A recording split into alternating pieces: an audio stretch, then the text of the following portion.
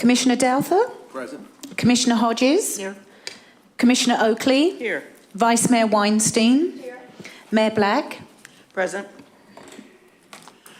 Aside from Dave, there's really no public comment, so we will go on to the next, unless you have something to say publicly. Okay, thank you. The first topic is continuation of the budget narratives.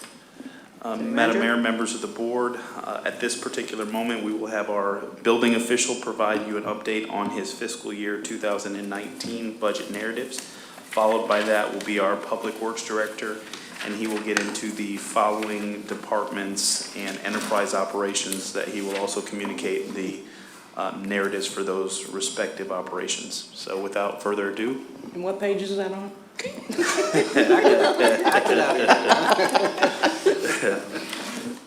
Mine's folded down. 4 pages from the back. That was our running Thank joke you. yesterday, yeah. All right. 4 pages from the last. Can I just ask everybody, I know your microphones, when you're not using your microphones, do you mind switching it to off because it causes a static and then the other person who's speaking, it causes static. So thank you.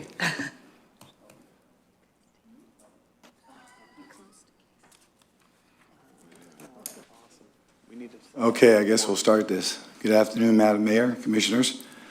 I'm going to go through this list of 4 goals. I hope everybody's got it in front of them. The first one is the internal and external communications. There was 4 different objectives to it.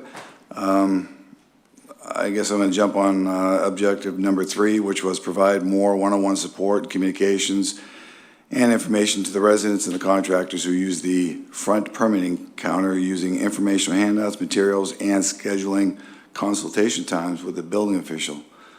We're trying to get more out there with the residents, homeowners, and the property owners. More information, FEMA, things like that, and building codes. So, if there's any questions, please stop me. But if that's okay, we'll jump on to the next one, which is financial sustainability.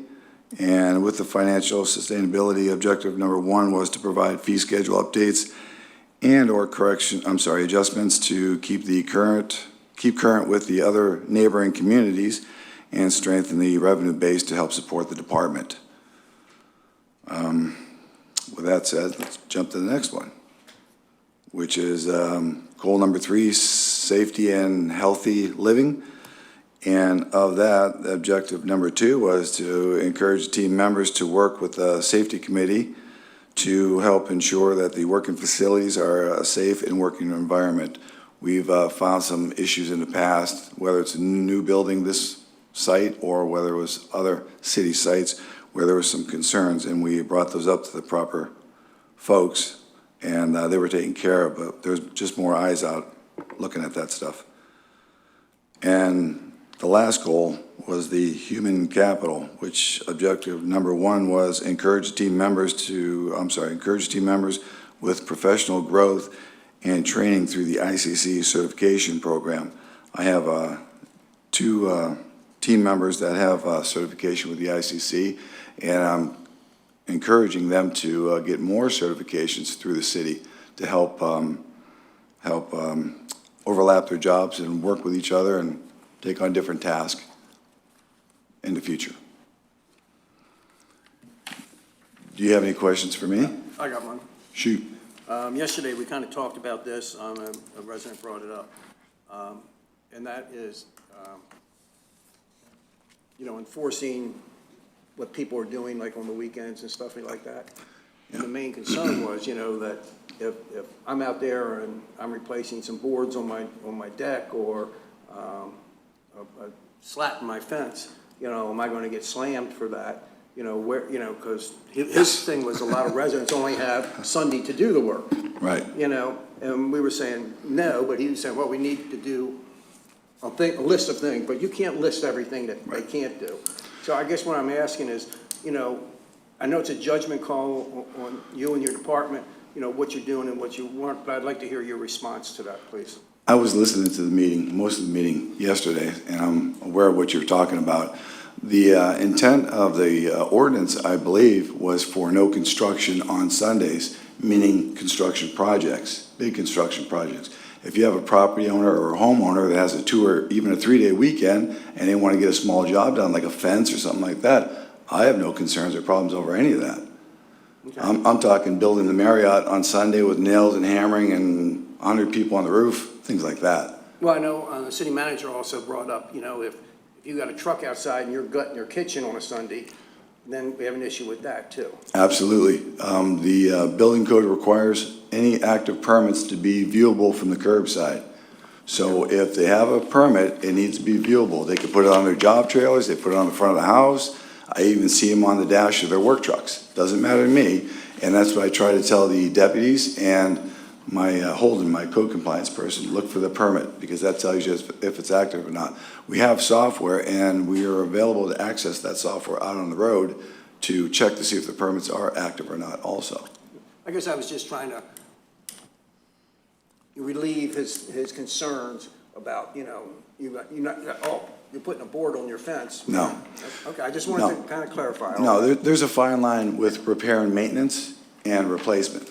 There's a fine line, and you gotta know, like you said, I agree. replacing boards on top of a deck, that's maintenance to me. Okay, thank you. Where would you put the permit if you live in a condo? Well, that's a good question. The permit should be on the front door. It should be viewable. I'm asking you. No, it should be viewable on the front door of the unit. Even if it's a condo that needs a code to get inside, Yes. just in case you come inside? Well, I have most of the codes for all the condos Okay. up and down throughout. I have a lot of the codes. But if there's a permit listed on the unit door front, sometimes the neighbors will call saying there's something going on, or a delivery person will call and tell us there's something going on. But again, we have that software where we can check that out on the street or out on the road in real time to find out if there's an active permit or not. And suppose you're, just whether it's a condo or a home, you're just replacing like a kitchen floor or something like that, and then you want to finish it up on Sunday, no problem? Kitchen floors, ceiling tiles, things like that don't require a permit. Floor tiles, painting, wallpapering, even little stucco patchwork doesn't require a permit because it's maintenance. It's finish work maintenance. Thank you. Sure. Is there any other questions? Madam, oops, I'm sorry. I was just going to make a comment, but it really is important because there's been so many throughout the years. I mean, for so many years, 40 years maybe, there's been so many different violations that so many different citizens, property owners that come in, if they don't understand or if there's any question, all they got to do is make sure that they call the building department and ask, does this require a permit? Because there's so many things that we all see, you know, in different areas of the city throughout the years that certainly might not have required a permit 20 years ago. You're absolutely right. They do need it now. I was watching you yesterday make that. You're absolutely right. It's a simple phone call. And that was part of one of our goals and objectives, is get that information out to the general public. And that's what it's all about. Whether it's pamphlets, flyers, whether they come in here picking up a permit or inquire. That's why we brought the code enforcement to the front lobby, so it's more accessible to the general public, contractors, things like that. Right, right. That's the Because whole it's not a point of, you know, trying to be, it's really trying to be fair to Yes, ma'am. everybody. So, thank you. Thank you. Madam Mayor, if I may, certainly this is a topic that a fact sheet or information to the community with regards to, you know, what do they need to pull a permit for, who the contact folks are, and how they do business with the city. So I can see an opportunity whereby we put out information, but also maybe every quarter we have, you know, pulling permits with the city. What do you need a permit for? What's the appropriate process?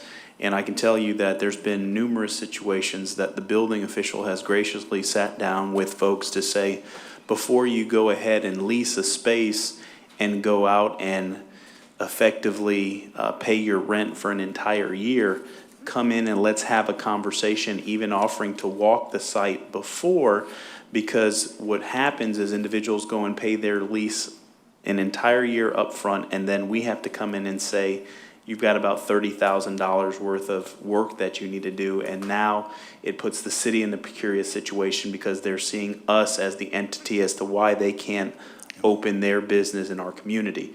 So we want to be more proactive, more than reactive, and almost offer that, ombudsman type service that call us before, talk to us before, so we can provide some additional clarification, so you don't find yourself in a, predicament where you have a building that has to sit vacant until you can raise the capital to do the improvements. And that also includes real estate agents, salespeople, because they're selling these places and they're not giving them the full information on what's needed. A lot of these folks are buying these older homes and they're gutting them out, and next thing you know, we're stopping them on a weekend and they've gutted the place out. Now it's FEMA related because they can't do more than 50% of the value, and we're the bad guys because we stopped them. Is there anything else? I was going to ask a question. I Yes, don't ma'am. know, maybe I could find it in the budget from this past year, but is there a separate, like for the house inspections? Is that, yes, the duplex, triplex, whatever you want to call them, the inspections that you all do every other year, depending on which side of the street you're on? Yes, ma'am. Okay. That's the residential rental inspection. Right, That's okay, annual. rental inspection, sorry, right. That's a completely separate from the building. That's when Holden oversees that. I started that in the beginning 5 years ago, but Holden oversees that now. He does the rental inspections for all rental units 4 or less in an R1 and an R2 zone. Okay, It's an annual inspection. okay, I just wanted to make sure it was, Answering your question, I don't see it in here. pardon? I don't see it in here in the budget. Oh, okay, I just didn't see that, okay, thank you. Thank you. I have a bunch of inspections to do, so if you don't mind, done? Thank you. Thank you. Thank you. All right. At this particular moment, we will have our Public Works Director, Mr. Dave Marsicano, to walk us through his narratives for Public Works, Sanitation, Marina, Stormwater, and the Archibald Fund. Is on page 8. Thank you, Madam Mayor. Thank you. You're welcome. Good afternoon, Mayor and Commission. I'd like to start with the Archibald Fund. The Archibald Fund is a special revenue fund that was established in 2014.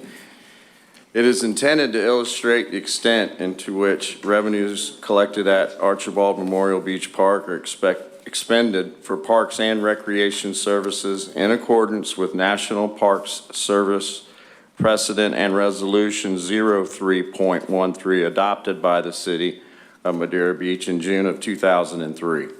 The Archibald Department funds the maintenance for every park in the city along with the maintenance of the beach. We do have a series of goals this year. Infrastructure, we talk about this all the time, and it's the ability to maintain these structures. So as you know, we spent over $1 million in the park over there. So we're trying to do our best to regularly inspect these park facilities. That goes with the whole entire city. We're going to utilize our Facility Dude, that is actually the name, Facility Dude, work order system to increase the efficiency with which we check the city assets. We just finished logging in all the rest of the buildings. So anybody can go in and see, when did the air filter get changed at City Hall? Yeah, well, that was, last July.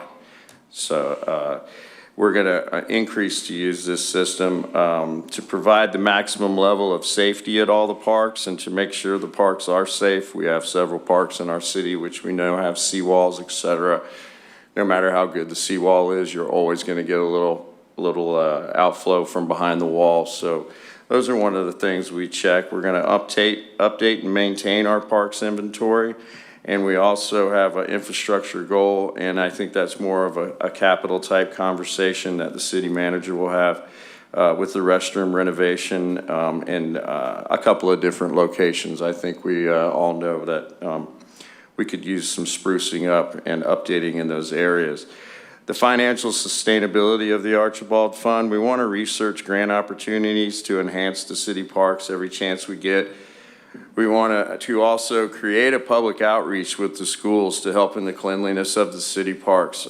Debbie Laramie, one of our public works staff, does a great job with the park folks, and they take them down to Johns Pass. They clean up down there. We have several different beach cleanups they do.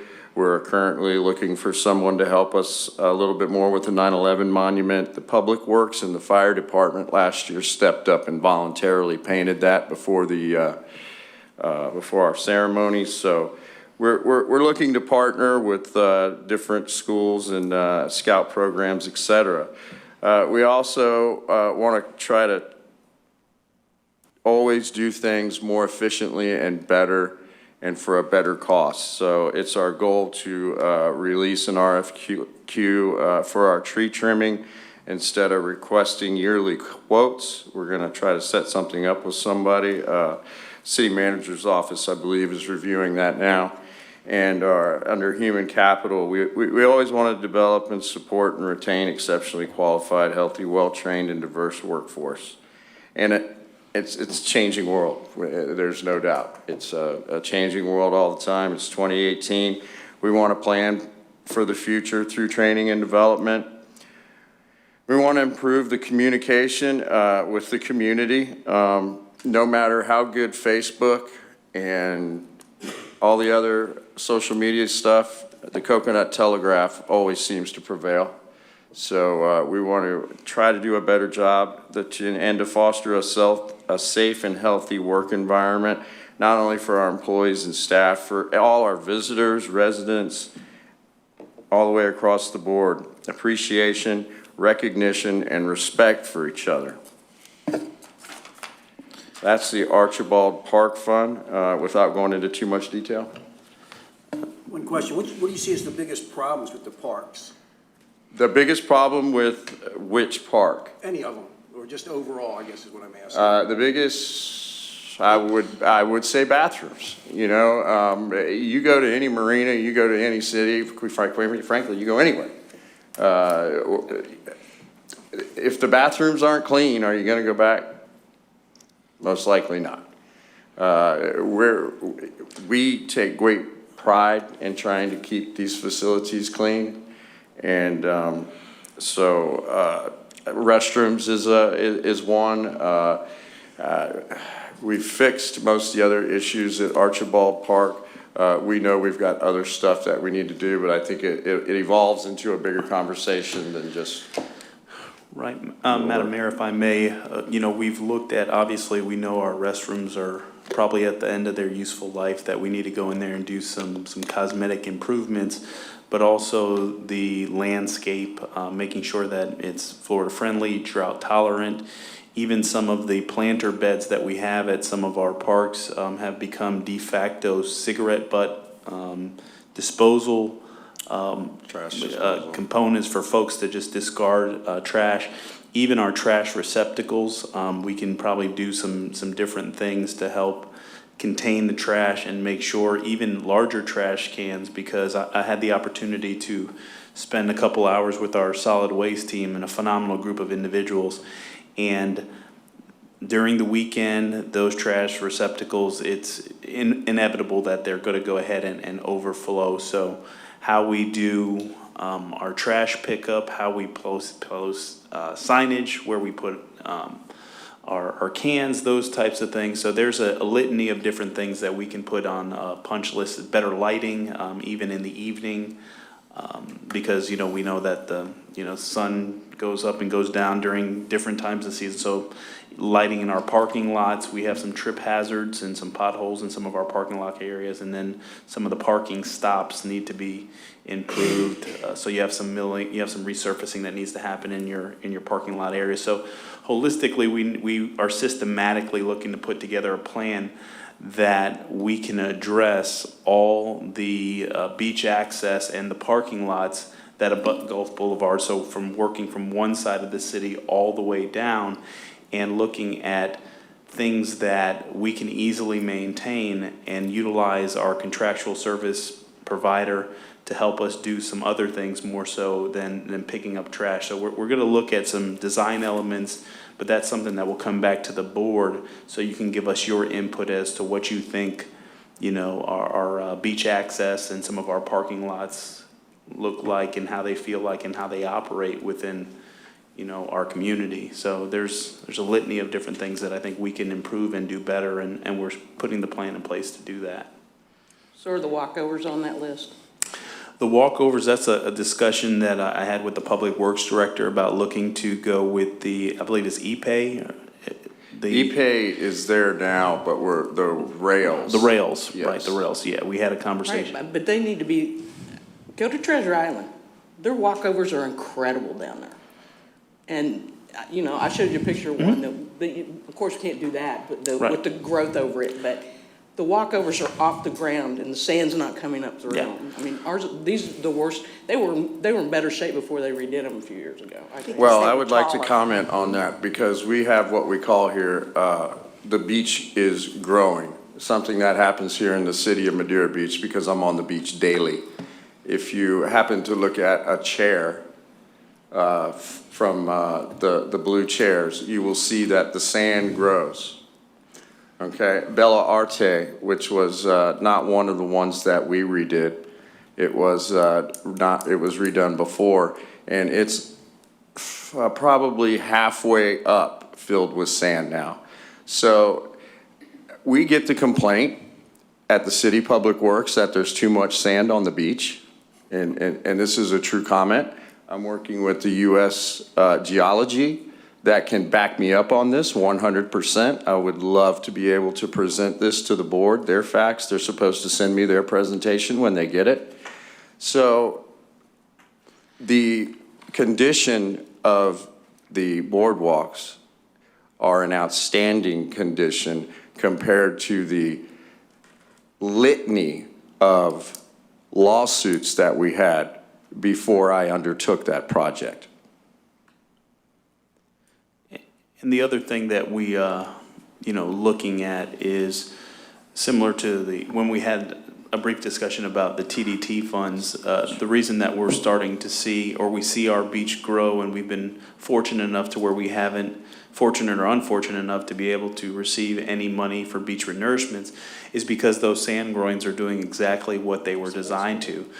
They're capturing the sand on our beach as opposed to having the current taken and shifted off elsewhere. So those are some things that we're very fortunate here in this community, but we can certainly, when we bring back our plan as to how we're going to address our access points, have a more in-depth conversation about what are some of the pinch points or things that the board wishes for us to make some modifications and tweaks on, so we can make sure it falls in line with what the desires of the board is. Now, obviously, everything has a price tag to it, but we do want to have that conversation with you as to some of the things when we get to the point where we're picking some of the finishes. But we do want to address each and every beach access point and each and every lot that we have that abuts Gulf Boulevard as well as the Gulf.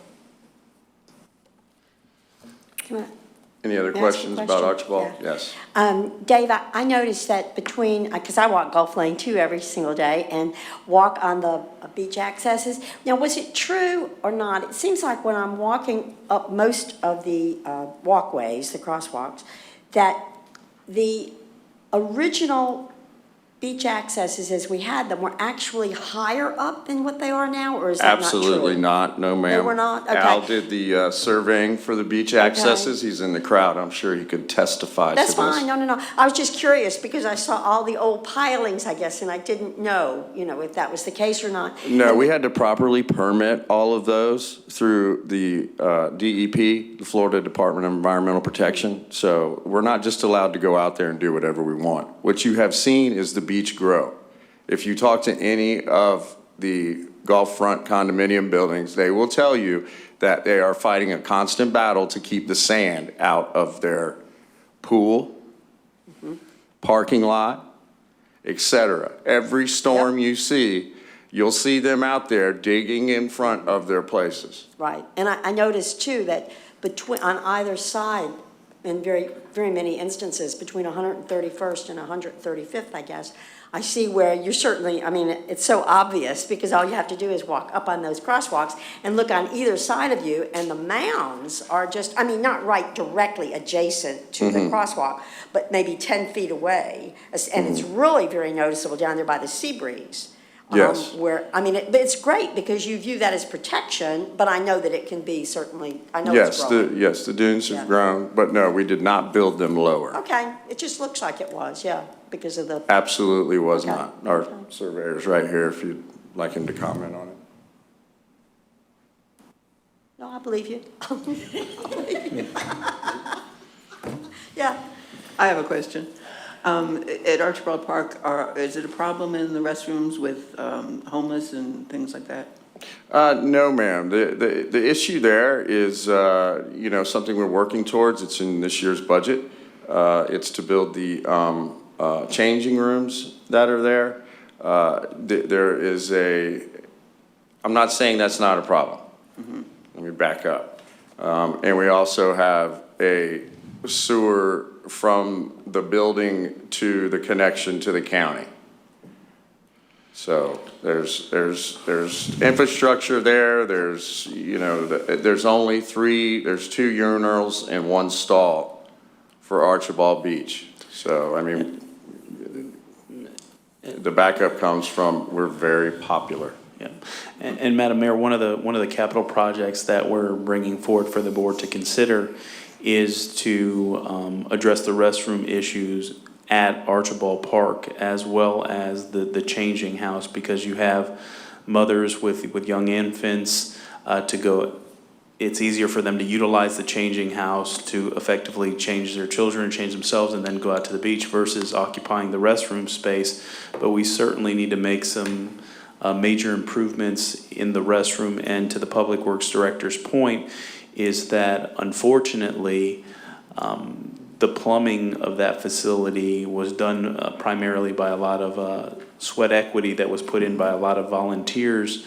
And so with the increased capacity, there's some improvements that we need to make on the sanitary sewer side and in our connection into the county. So that would be part of a project that we'd like to bring forward for the board to consider to address the restrooms as well as the changing house. And we do have funds available to be able to effectively do that project with some monies that is earmarked in the Archibald Fund account. So that's something that we would like to move forward with as one of our capital projects for fiscal year 19. Thank you. One last question, Dave. Yes, sir. Under the tree trimming, under your financial sustainability, I got a call last night and I didn't see it, so I'm just going by what this person said, that are you guys trimming the trees, the palm trees at John's Pass and stuff like that, or have in the last few weeks? Because he was saying, and I have not seen him, so I'm just going by what somebody said to me on the phone, that they cut them down so bad it was unbelievable, so I don't know if you could just check into that. I don't know. I didn't think they cut enough, but I'll go They look. trimmed them back so bad. I'm not, tell me again, Wade? I got a call last night, and they said, one place on Gulf Boulevard, they trimmed the trees down at John's Pass, and I said. I was there this morning, I didn't. Okay, then. I'll double back. Yeah, this person might not know what the heck they're talking about, so Well, I'll double back and check because. And certainly the landscape, especially when it talks about palm trees, we have to be very conscientious of keeping those trimmed up and tight as much as possible, because they become projectiles and then they hit somebody's car and then we owe somebody a paint job, so. I understand. They was just saying, basically, they cut them down to nothing. Basically, there was no.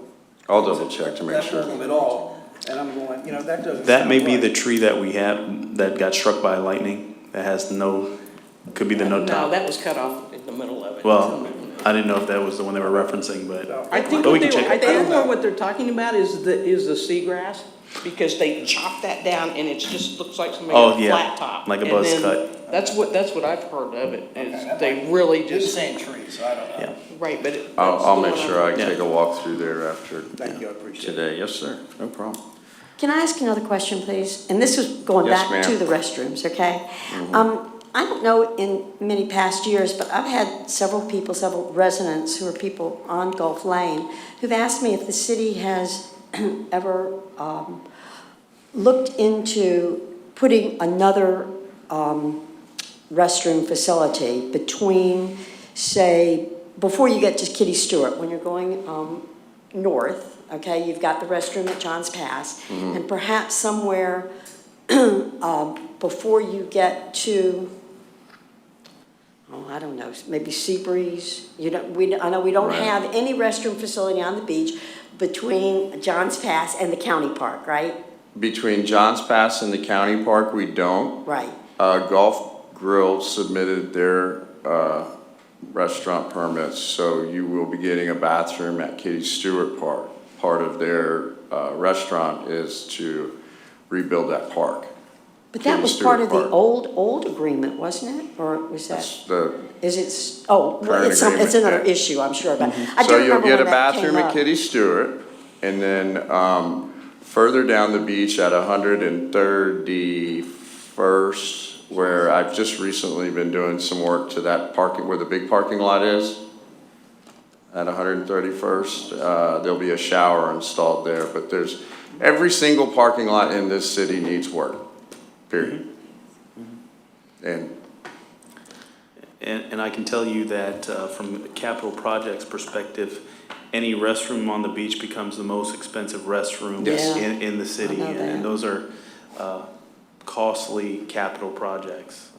Right, but as we have wonderful beaches and as we have more tourism, you know, it really becomes a necessity almost, doesn't it? Yeah. I mean, I didn't know if just- we'd ever thought about it before. I mean, I went by on my way coming here today. It was 11:45 and the lot in Johns Pass Village was totally booked. There was people waiting to get parking places and the parking lot was booked, you know, and Johns Pass Park, South Beach, Yes. was just about full already. It was 12 o'clock.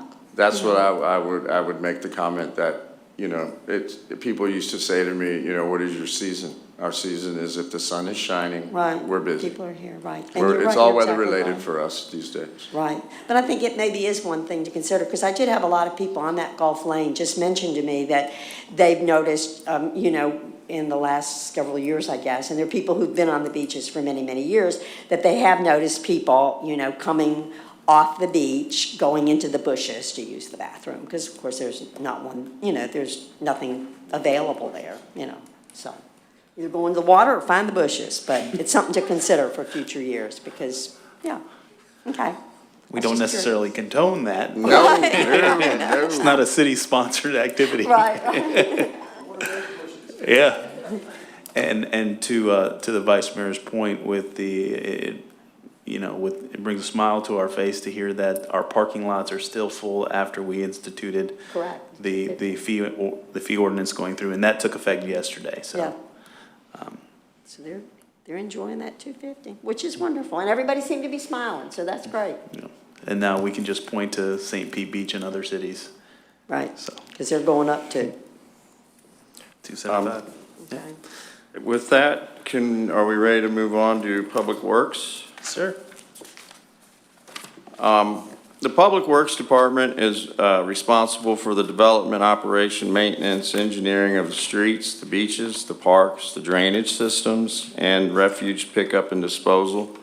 Public Works personnel are assigned to the construction, maintenance, and repair of city infrastructure. In the Public Works Department, there are 5 employees. The Public Works activities are intended to ensure the health, safety, and welfare of the community. The services provided by the Public Works Departments are as follows. The Streets Department provides well-maintained streets to ensure safety and efficiency for all the city-owned streets and parking lots.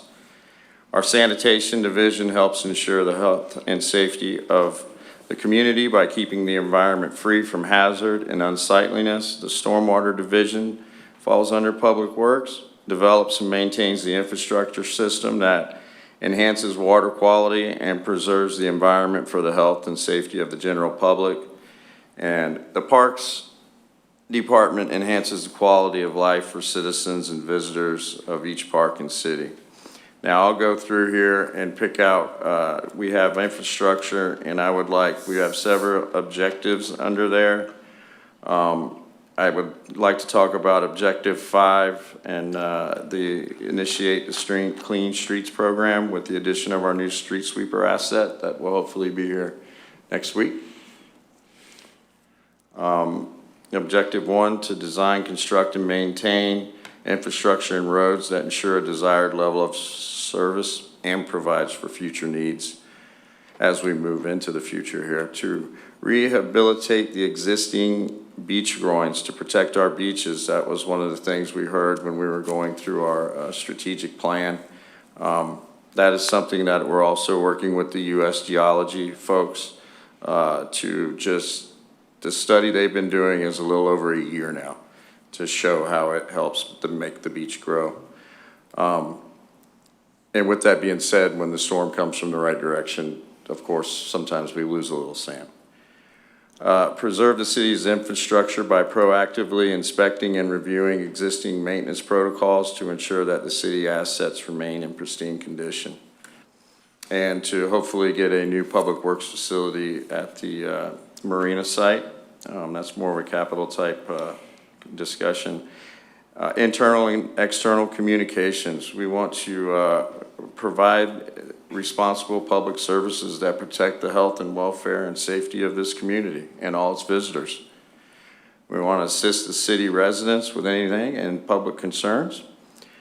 We're going to try to improve the communication and our community relations, cut off the coconut telegraph a little, building effective work relationships, and to continue once again in every department to search for grant opportunities. Under human capital, we intend to develop and support and retain exceptionally qualified, healthy, well-trained, and diverse workforce to thrive in a changing world, and that changing world is ever so changing. Plan for the future through training and development. Enhance employee safety always, and recruit, recognize, and try to retain good employees. Improve communication and community relations. Financial sustainability. We're going to review some of our current fees. We're going to seek opportunities to partner with local municipalities. Mr. Evans has been a part of that already, I believe, and offer programs and services for the betterment of this community. We're going to seek grant opportunities. Repeat it again. And that's to support our environmental goals and objectives. And we do all of these things with the help of Al Carrier and his group too, and Steve Tart and their group at CPWG. That is the quick round of the Public Works. Dave, I have a question. It seems like the last couple of weeks I've been emailing back and forth with Code Enforcement Officer Corey regarding the bridge over in Crystal Island. Got bridges, I got signs in my office. You do? Okay, I was going to ask you if you were aware of that and if you were Right still after making John's signs. pass. Okay, that's fine, thank you.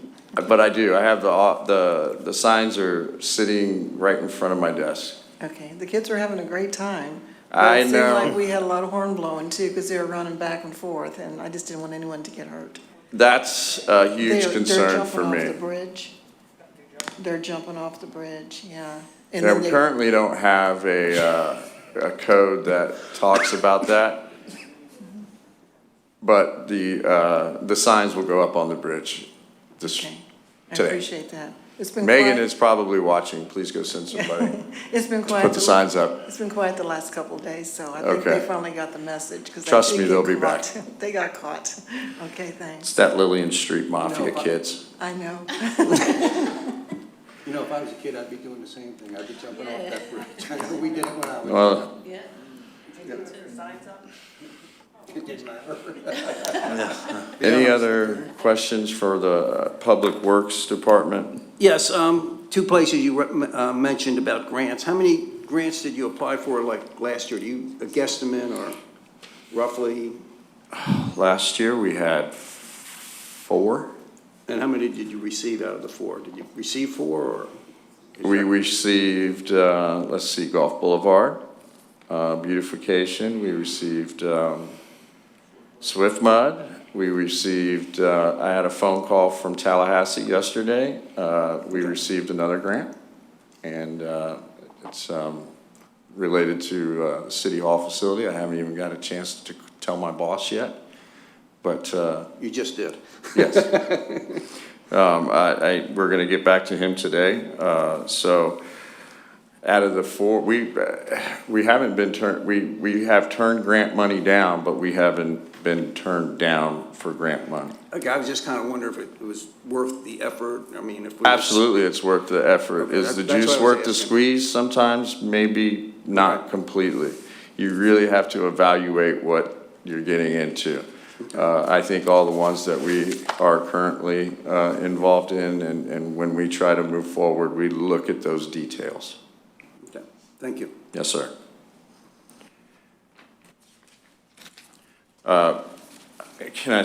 If we could go past the Marina Department for now, we're in Public Works, so I'd like to just go into Sanitation Department. The Sanitation Department is in charge, is that okay? The Sanitation Department is in charge of the removal, disposal, and recycling of solid waste. Sanitation services are intended to help ensure the health and safety of this community by keeping the environment free from hazard and unsightliness, waste, and debris. We have 7 full-time rock star employees in that Sanitation Department. And with our infrastructure, we want to provide effective and efficient municipal waste collection services. We want to improve the infrastructure for waste collection, and we want to better educate the public about waste collection service. These guys work 7 days a week. They empty, besides picking up all your commercial trash and all of your residential trash, they pick up 204 cans citywide. I'm sure everyone's had a chance to ride with them. They do a great job. We intend to issue a request for proposals for recycling at some point, or perhaps talk about recycling. Explore different opportunities for waste processing, because the waste market is moving in several different directions. All not very good for us. To make the bulk recycling containers more accessible to the public. I don't think they're in a very visible spot right now. We have them at the City Marina site at Public Works. We'd like to see them in a better spot, and we're currently investigating somewhere better to put those where they're more visible and, you know, perhaps get more use.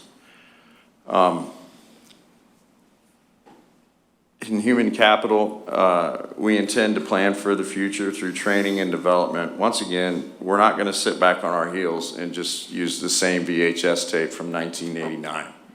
You know, we're always looking to improve. We're going to develop and support and retain exceptionally qualified, healthy, well-trained, diverse workforce. We said that back with with Public Works. We intend to do that with all of them. And we intend to foster a safe and healthy work environment through employee staff development, appreciation, recognition, and once again, respect. That kind of wraps up your Sanitation Department. Is there anything? How many employees do you have in the sanitation? Sanitation is 7.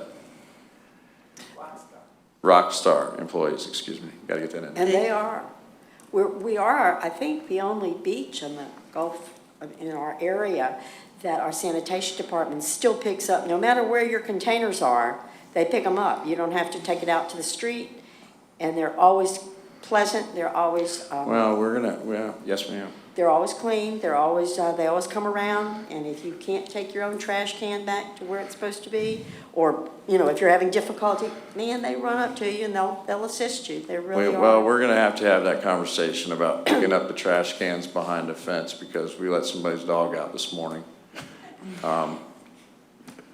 Not funny. But, so we might have to change it to where the trash cans are visible. This is an operations thing, it's not a discussion for here, but Right. we did let somebody's dog out going to get the trash can. Dave, you mentioned that we were gonna be bringing the Public Works Department back to the island here. What about the garbage trucks? Were you No, gonna ma'am. bring them? They're gonna stay where they're at? over Yes, on ma'am. 95th? They're very happy over there. Okay. We intend to leave them over there. The fellows over there that we rent from, are okay with that. Okay, And then that would go back to $400 a month. okay. And to the sanitation folks, obviously know that we have, I call it, valet trash service. It's an exceptional quality of service, and we have great folks that are out there providing great service. And later on in the discussion, we're going to talk about compensation strategies, because unfortunately, if a solid waste worker comes here and works, we train them, we get them up to snuff as to what our expectations are in the community, and other competitors know that if they come and work in Madeira Beach based on the work demand and the service we provide, they're highly desirable in other communities. And in essence, those other communities offer them less work and more pay. And so in order for us to be competitive, and in order for us to retain the folks that we have, we're going to have to look at our compensation strategies, because since I've been here in the organization, it seems that we've consistently had 1 or 2 vacancies in sanitation. So there's some concerns with respect to that, and we're going to bring some solutions to be able to address that, because that is something that is definitely a valuable service. The short time I had to ride with the solid waste team, the residents are extremely nice when you're on the back of a solid waste truck. They actually get out and talk to the employees and bring them cold beverages, and so I was even contemplating transferring to that department. But they definitely do a great job, and we definitely need to look at ways to provide them the tools necessary, and the director the tools necessary to retain and actually recruit the talented folks that we want here, especially when you're on our beaches. That's our bread and butter when it comes to tourism. So that's some things that we'll talk greater detail, but I did want to mention that. Also, we're going to be having a more substantive discussion with the board on recycling. We've gotten some preliminary numbers and still in some negotiations with our contract provider, and we want to get this information in front of the board sooner rather than later, because the recycling market is changing so drastically that a proposal, in essence, that is given to you is only good for 30 to 45 days before it shifts and changes. In a global market, the commodity recycling was saw as a commodity. Now it's not holding the same value it used to hold. So we're actually going to be bringing in a representative from the county, as well as the representatives from the recycling contractor, to come talk with the board and kind of give you an update as to where the recycling industry is and where we anticipate renewal rates on that. So it probably is going to have an impact. What that impact is going to be, we're still working on the finite details of that. So we just had that conversation this morning at 9 o'clock, so it's still evolving. So just wanted to put that on the radar for the board. Are you gonna talk to that other vendor that came up Yeah, how after does that- There was, that- we had, the guy was here, and then that other vendor came up at the end of the meeting, and he seemed a lot more enthusiastic about wanting our business than the guy that has our business. Well, and Waste Connection.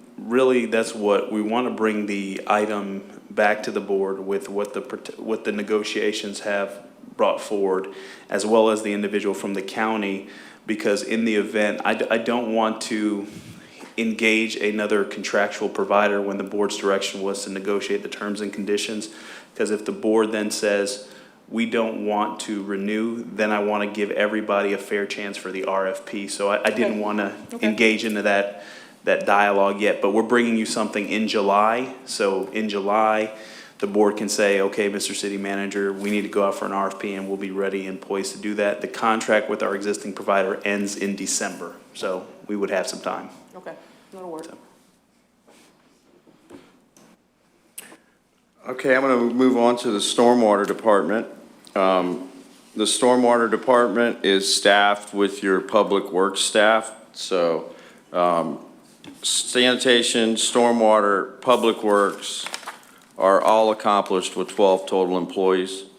The Stormwater Department includes all activities pertaining to the construction, maintenance, and repair of the city's stormwater management system. The Stormwater Department manages the National Pollutant Discharge Elimination System permit, which is authorized by the Clean Water Act, and controls the water pollution by regulating point sources that discharge pollutants into the waters, illicit discharges, etc.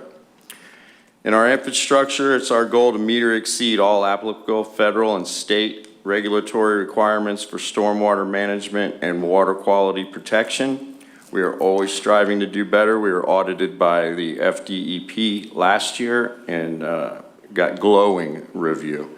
To maintain the existing stormwater management infrastructure and provide sufficient infrastructure capacity to meet the future needs, which we continue to work through with our engineer, Al Carrier. To protect the natural functions of the hydrological areas, maintain water quality, and control sediment. Hydrological areas, what the heck is that? Those are drainage basins where participation and rain collects into a common outlet. So when you're looking at that, that's what that is. We want to, as far as financial sustainability, we find ourselves in a situation where the barnacles in Madeira Beach are overachievers. It was always thought that the barnacles only grew, you'll hear Al talk about this, at the point of which sunlight can hit the pipe. What we're finding in pipes that I've replaced since I've been here is that the pipe growth is all the way through the pipe. So it does financial sustainability, purchasing stormwater jetting equipment to clean stormwater pipes and extend the life of the system. To contract that out, I think was almost $400,000. And it's something that we don't need to do once every 5 years. It's something that we need to be doing on a regular basis citywide. Just basically start at one end and go to the other. With the stuff that we have now, and it could probably get quarterly, but with all the new infrastructure we have, everything that we're putting in is better than what was there before. And the only way it's going to stay that way is proper maintenance of it. So to purchase this equipment also is going to reduce our cost. We also would like to purchase a stormwater camera, inspection camera to inspect the pipes. The good folks at Treasure Island have been kind enough to come over and spend some time with me, and we've cameraed several of the pipes down in Boca Ciega. Actually, we got stopped by high tide. But we need to control our destiny with that and be able to go. I need a camera that I can go look at pipes at for several hours. I can't have, I need to be able to do this stuff ourselves. And to improve the frequency of maintaining stormwater structures and pipes with the city's own equipment and staff to extend the life of the system and improve financial sustainability through proper maintenance of capital infrastructure. And then under human capital, we want to ensure that the desired benefits of the stormwater management systems are being achieved. We want to ensure that the city has enough inspectors trained in the proper installation and maintenance of the stormwater system. We currently have three qualified inspectors. Also Frank and Holton are both they're inspectors, and myself and Kenny Zangara are stormwater system operators. To ensure a constant level of technical expertise and professional conduct for all individuals responsible for inspection of erosion and sediment controls and the stormwater management systems. Inform staff and residents on stormwater issues through community outreach, and you will see so much more of this going out with the addition of our new staff member. I think we'll really we're going to push the word out. We're in a unique situation out here on the beaches. I think we were the first ones to get the pervious concrete out here, which is working extremely well.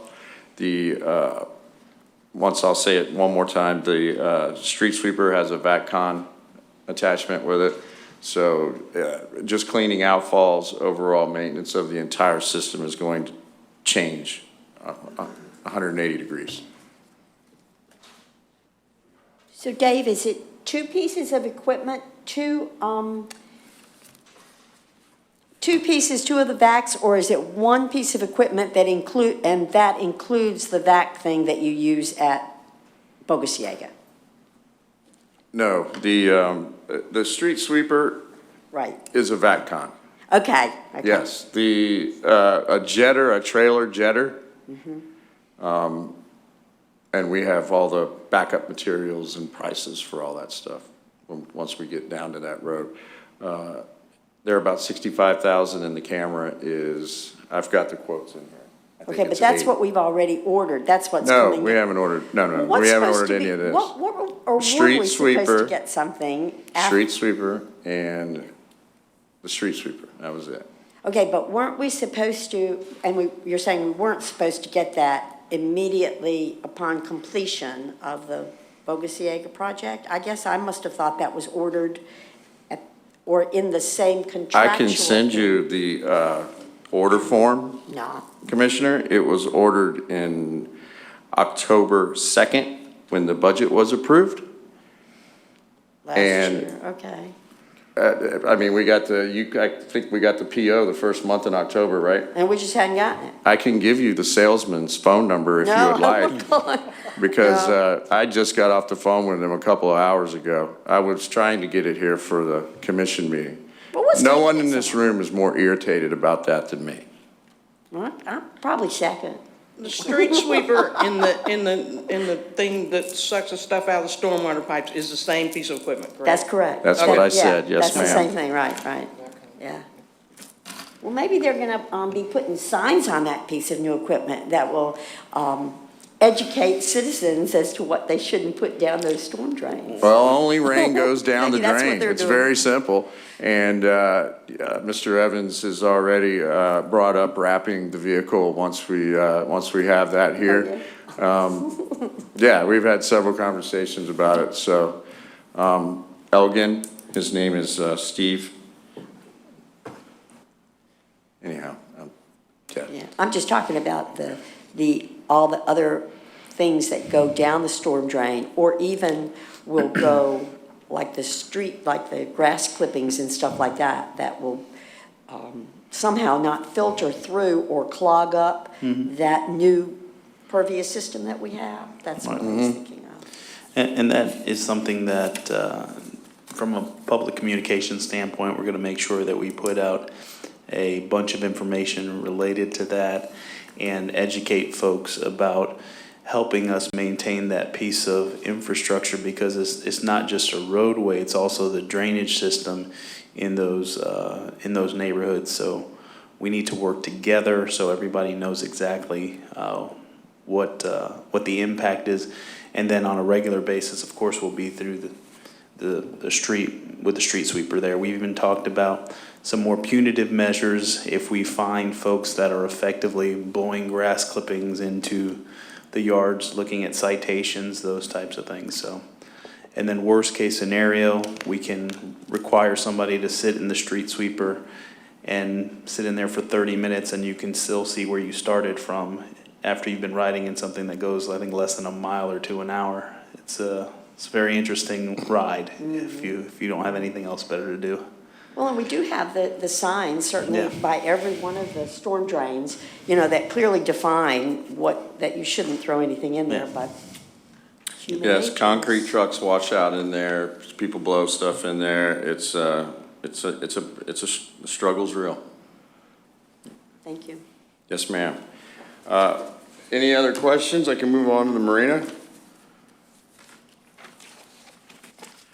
The Marina Department includes the operation of the city's marina and the ship store on 150th Avenue. Marina is located on Bocosiega Bay, providing quick access to the Gulf of Mexico through world-famous Johns Pass. The marina features wet and dry slips that are available for lease to the public on a first-come, first-served basis. We're obligated to do that through the state. The ship store sells live and frozen bait, tackle, snack food, beverages, propane, refills, bottles, recreational 90 fuel, and diesel fuel. We're not a convenience store, but more of a store of convenience for our boaters. We sell those last-minute items. Marina operations are intended to provide safe and convenient access to our community's waterways. The marina is open 7 days a week, year-round, from 7 a.m. to sunset. We accomplish this with four full-time employees. We're closed 2 days a year, Thanksgiving and Christmas. We also have a part-time dock attendant at the marina. The marina is with our infrastructure, we want to improve our parking areas to accommodate uses and expected increase in visitors' traffic, which our traffic continues to increase. Come in compliance with the Clean Water Act, something that we're going to have to do on that property very soon. Enhance the aesthetics of the marina and the overall image of the marina. Bury the electric at the facility and install an ice machine along with a 180-foot ice dock and fish unloading dock. Safety and healthy living is a goal that was in our strategic plan to maintain and protect our ship store, docks, and fuel systems and utility assets. The ship store was built in 2011, continues to serve us very well. The fuel dock and all of the infrastructure from the seawall outward has been replaced, and we continue to maintain it to a high level. We're going to provide safe and efficient signage around the facility for this community. We're going to ensure the safety of the customer's assets with the public and public with the use of security cameras around the facility. We're also going to provide access to the water for more water sporting activities such as canoeing, kayaking, and fishing. We're going to achieve this objective hopefully within the next 2 weeks. With some stuff that we had were some other floating docks that we weren't going to be able to use that don't quite float, that we're going to turn into a canoe kayak launch and paddleboard launch. We think this will be very popular. It's just a lot of sweat equity for us, but we think it'll be another revenue stream. Attached with with the installation of the unloading dock, et cetera, is a revenue stream also. We want to provide access to the water. I went through that. Financial sustainability. We want to apply for a commercial offloading permit there. We're going to explore all grant opportunities. Always, we're going to look into the working waterfront.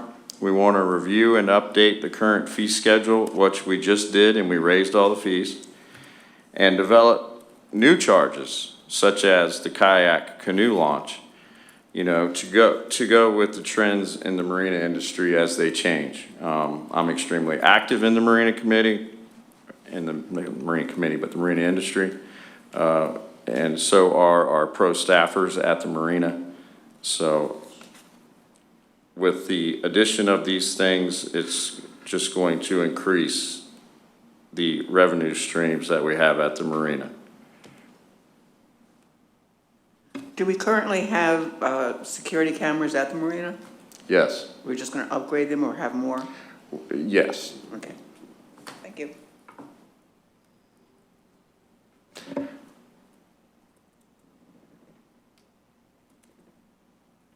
Anything else?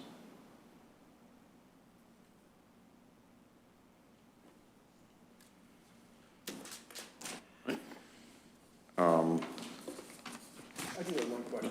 Yes, sir.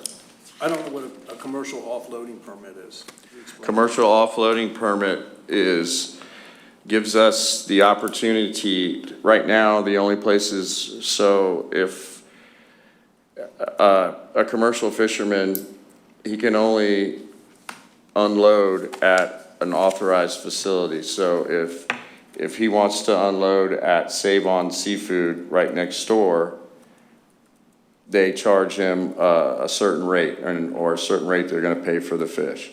Or they can come in and they can load their fish into a truck in a safe, clean manner, and take it off of our property, and then there's a price to unload it across the dock. So if they unload 1,000 pounds, it's 10 cents a pound, say. Who sets these rates? Is that set by us or by the state or by who? It'll be set by whatever the current standard is in the industry now. Okay, thank you. Jonathan, are we trying to become a commercial fish house now instead of a marina?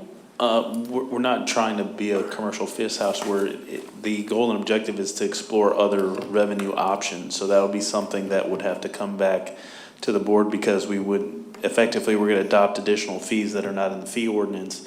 It has to come back here and look, and we have to have that discussion. But one of the things that we want to look at is there's a lot of opportunities through the state as it relates to working waterfronts and the jobs that can be created in situations similar to ours. And I think we can be quite successful in obtaining additional state monies for some enhancements to our marina at no cost to us. And so we want to not take any option off the table, but that's a public policy decision that has to come back before this board. So we just want to explore what is out there, and then from that point, you as a board can make a decision as to what direction you would like to see the marina operations go.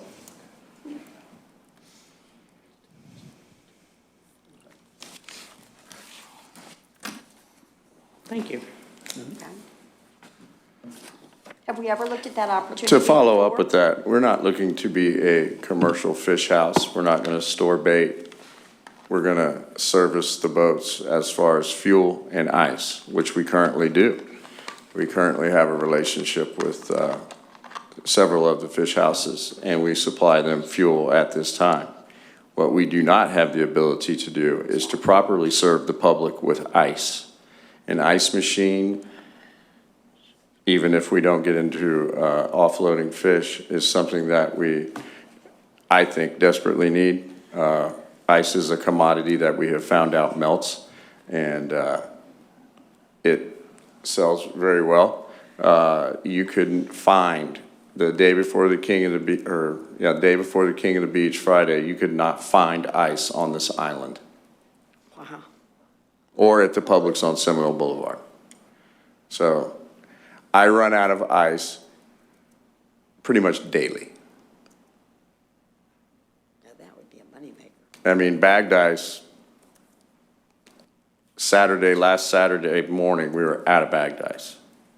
And our ice machine that we have now, our current ice machine, was completely dry. We're looking to get a very big ice machine where we're able to have an auger and shoot the ice into the boat. And then it also drops into someone's cooler, etc. So we're always looking for opportunities to improve, to make it better, cleaner.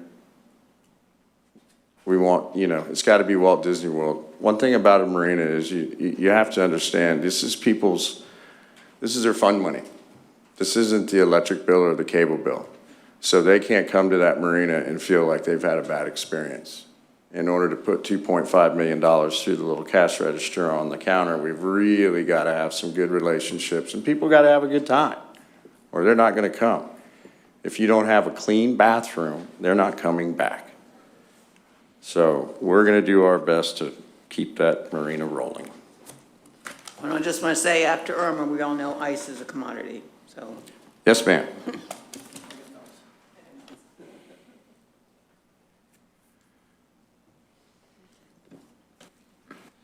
I think that's all I have.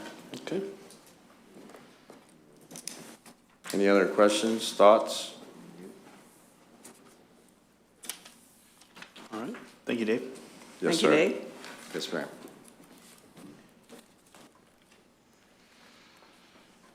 So is there any other conversation about the budget narratives? Is there any closing remarks from the board on the budget narratives? Anything that you would, now these are all draft format, so we're gonna go in here and provide a little bit more clean up to the document and get a, of course, alphabetical order and page numbers and all that good stuff to put it in the budget document. But we did want to give it to you to kind of make sure that we're on the same wavelength collectively as to where the board would like to see kind of what our work plan is going to look like for the fiscal year budget. So. Was our page left blank intentionally? Good. That was good budget humor. That was a good one. It's, All right. third from the back, in case you're wondering. Yeah, I'll get it. And what page number was that? Third from the back. Oh, okay. Yeah. All right. You know, I would just kind of like to say, you know, I think this was very good. I think this is a very good tool for the board to, when we do your evaluation, as well as when you do the evaluation of your department heads, when that time comes. You know, Yeah. I think it's a very good tool to, okay, you said such and such, where are you at on that, and stuff like that. So from that aspect, I think this is an excellent tool.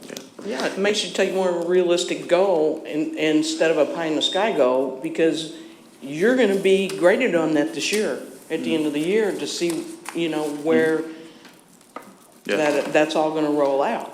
And what we plan on doing is providing the board quarterly updates on all these goals and objectives so you can see, you know, in real time where we are. So when we get towards the fourth quarter of the budget for 19, you can say, okay, this department is 75% completed their goal. This department is 50%. Well, why are they 50%? Well, we've got to have some explanation or some rationale behind it. And then what we'll do is we'll grade ourselves at the end and say, based on all the objectives we have, we completed 80 out of 100, so we gave ourselves an 80%. So we gave ourselves a C, or depends what college you go to, it could be a B. And then from that point, you'll have real quantifiable information to share to your constituents to say, these are the things that we said we were gonna do, these are the things we've done, and these are the things for whatever reason we couldn't do. And everything that we do as a city should roll up into those overarching priorities that you set as the board. And if there needs to be a change or a deviation, then we need to bring it back to you and say, is this something that you want to do? And is this consistent with the direction that you want the organization to go? So it really is a roadmap, and it helps, you're absolutely right, it helps me with the department directors as far as, hey, we need to check the box, and then me as well to making sure I do X, Y, and Z and move the mark forward. So. You know, the other thing is, we're gonna, you know, listening to Dave and other people, a lot of their goals were based on when we had the meeting, correct? Mm-hmm. You know, are we having that meeting every year to sit down to help them so they can set their goals based on ours? Okay. Yep. You're gonna set the priorities every year, and then from that point, you may still keep the overarching goals the same, or you may tweak, but yeah, we will be having that that policy setting retreat on an annual basis to make sure that we fall in line with where the board wants to go on some policy issues. You know, I guess when we sat down and did that retreat, that policy setting thing, you know, it was kind of hard to see where it was going to go. But this kind of pulls a lot of it together from what we've said, what they've put together and stuff like that. You know, a lot of times it's hard to see the big picture until you get to the end. You know, we were seeing pieces of the puzzle. And, you know, now we're starting to see the whole thing come together. Yep. So thank you.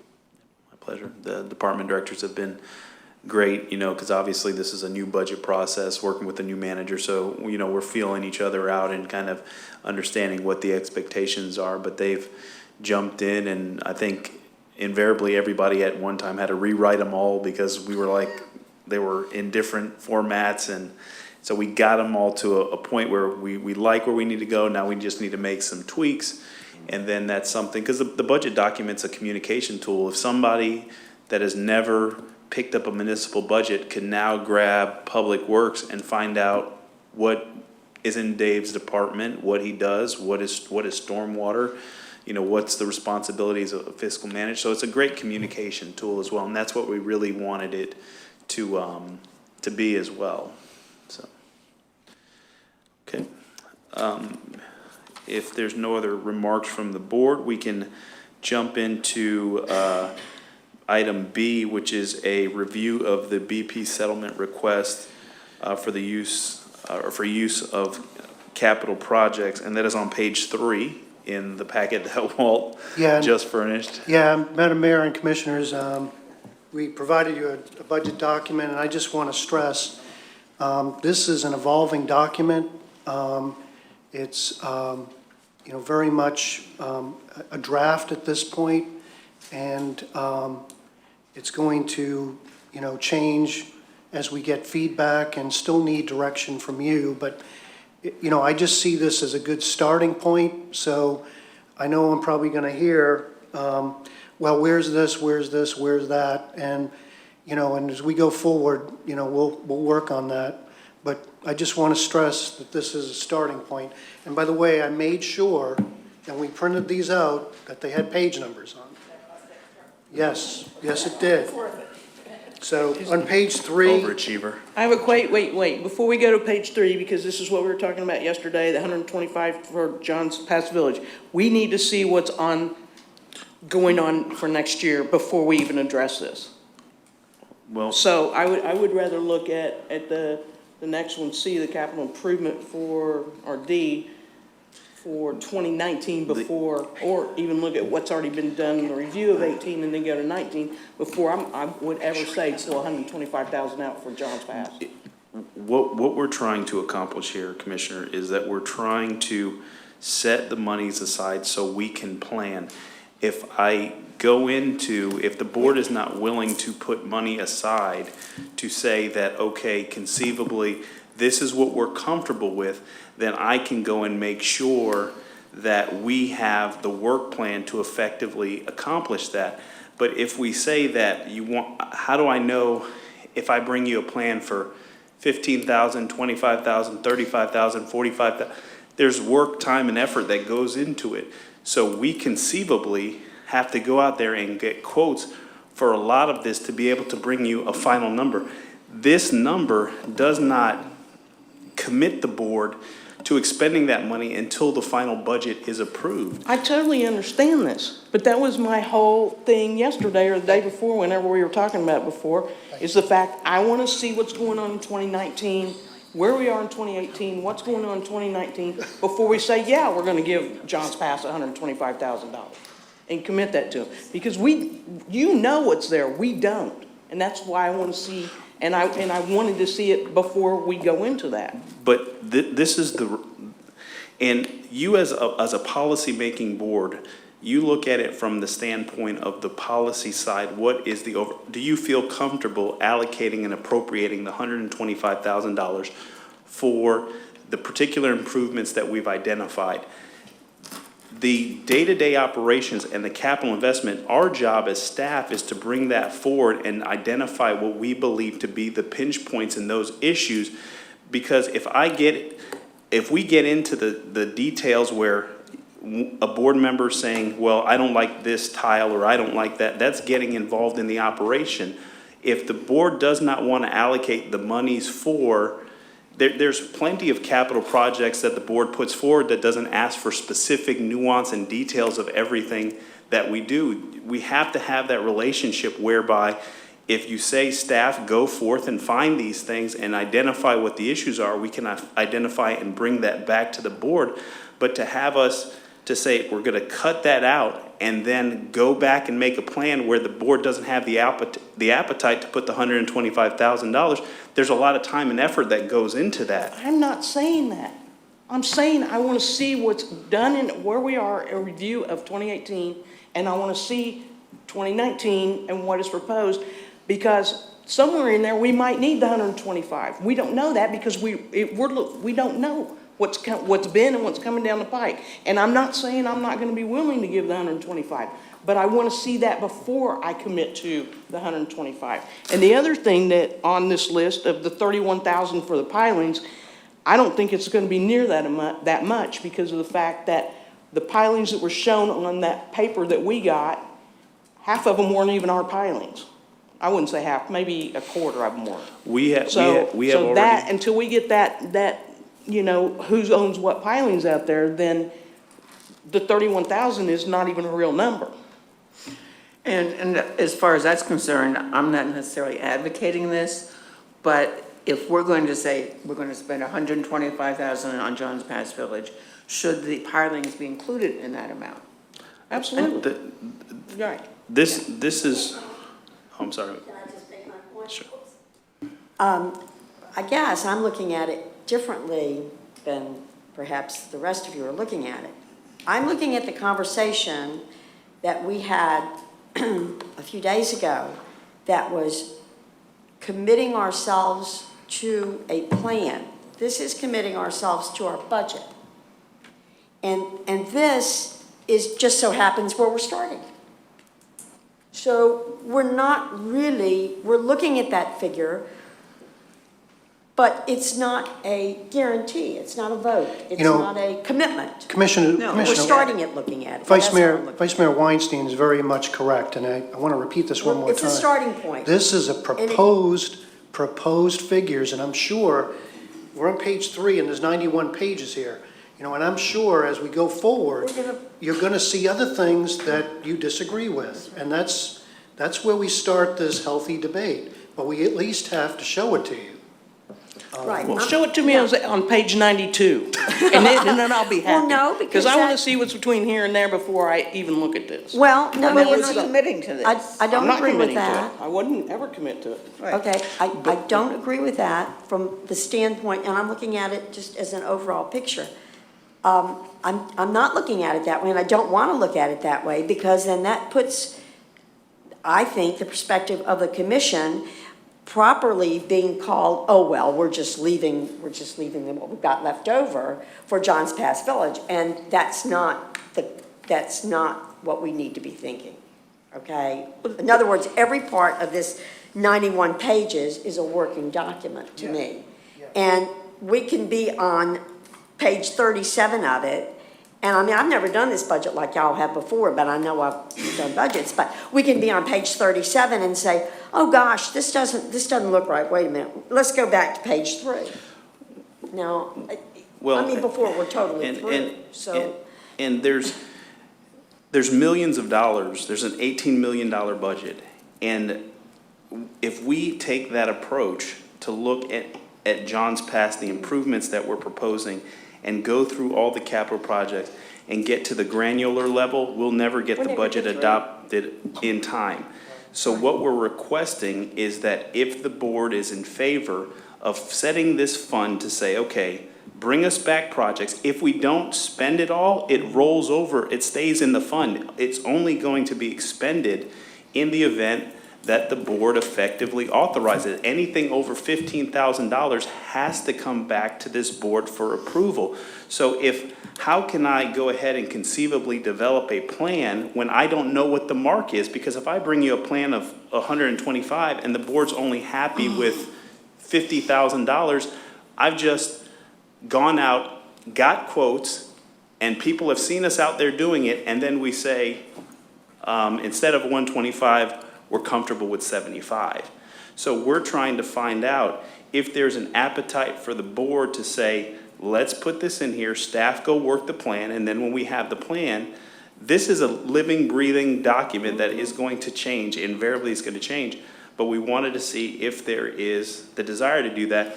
And the other thing is, I think to the Vice Mayor's point, in the grand scheme of things, I would really like to get away from the Johns Pass Village improvements or those types of things, because it's the city of Madeira Beach. It's a part of our community. It's our commercial district. So we have a lot of cosmetic things that easily, I got a quote just on some improvements in the restroom, $16,000 just in the restroom, and we haven't looked at the landscape and all the other things that we have.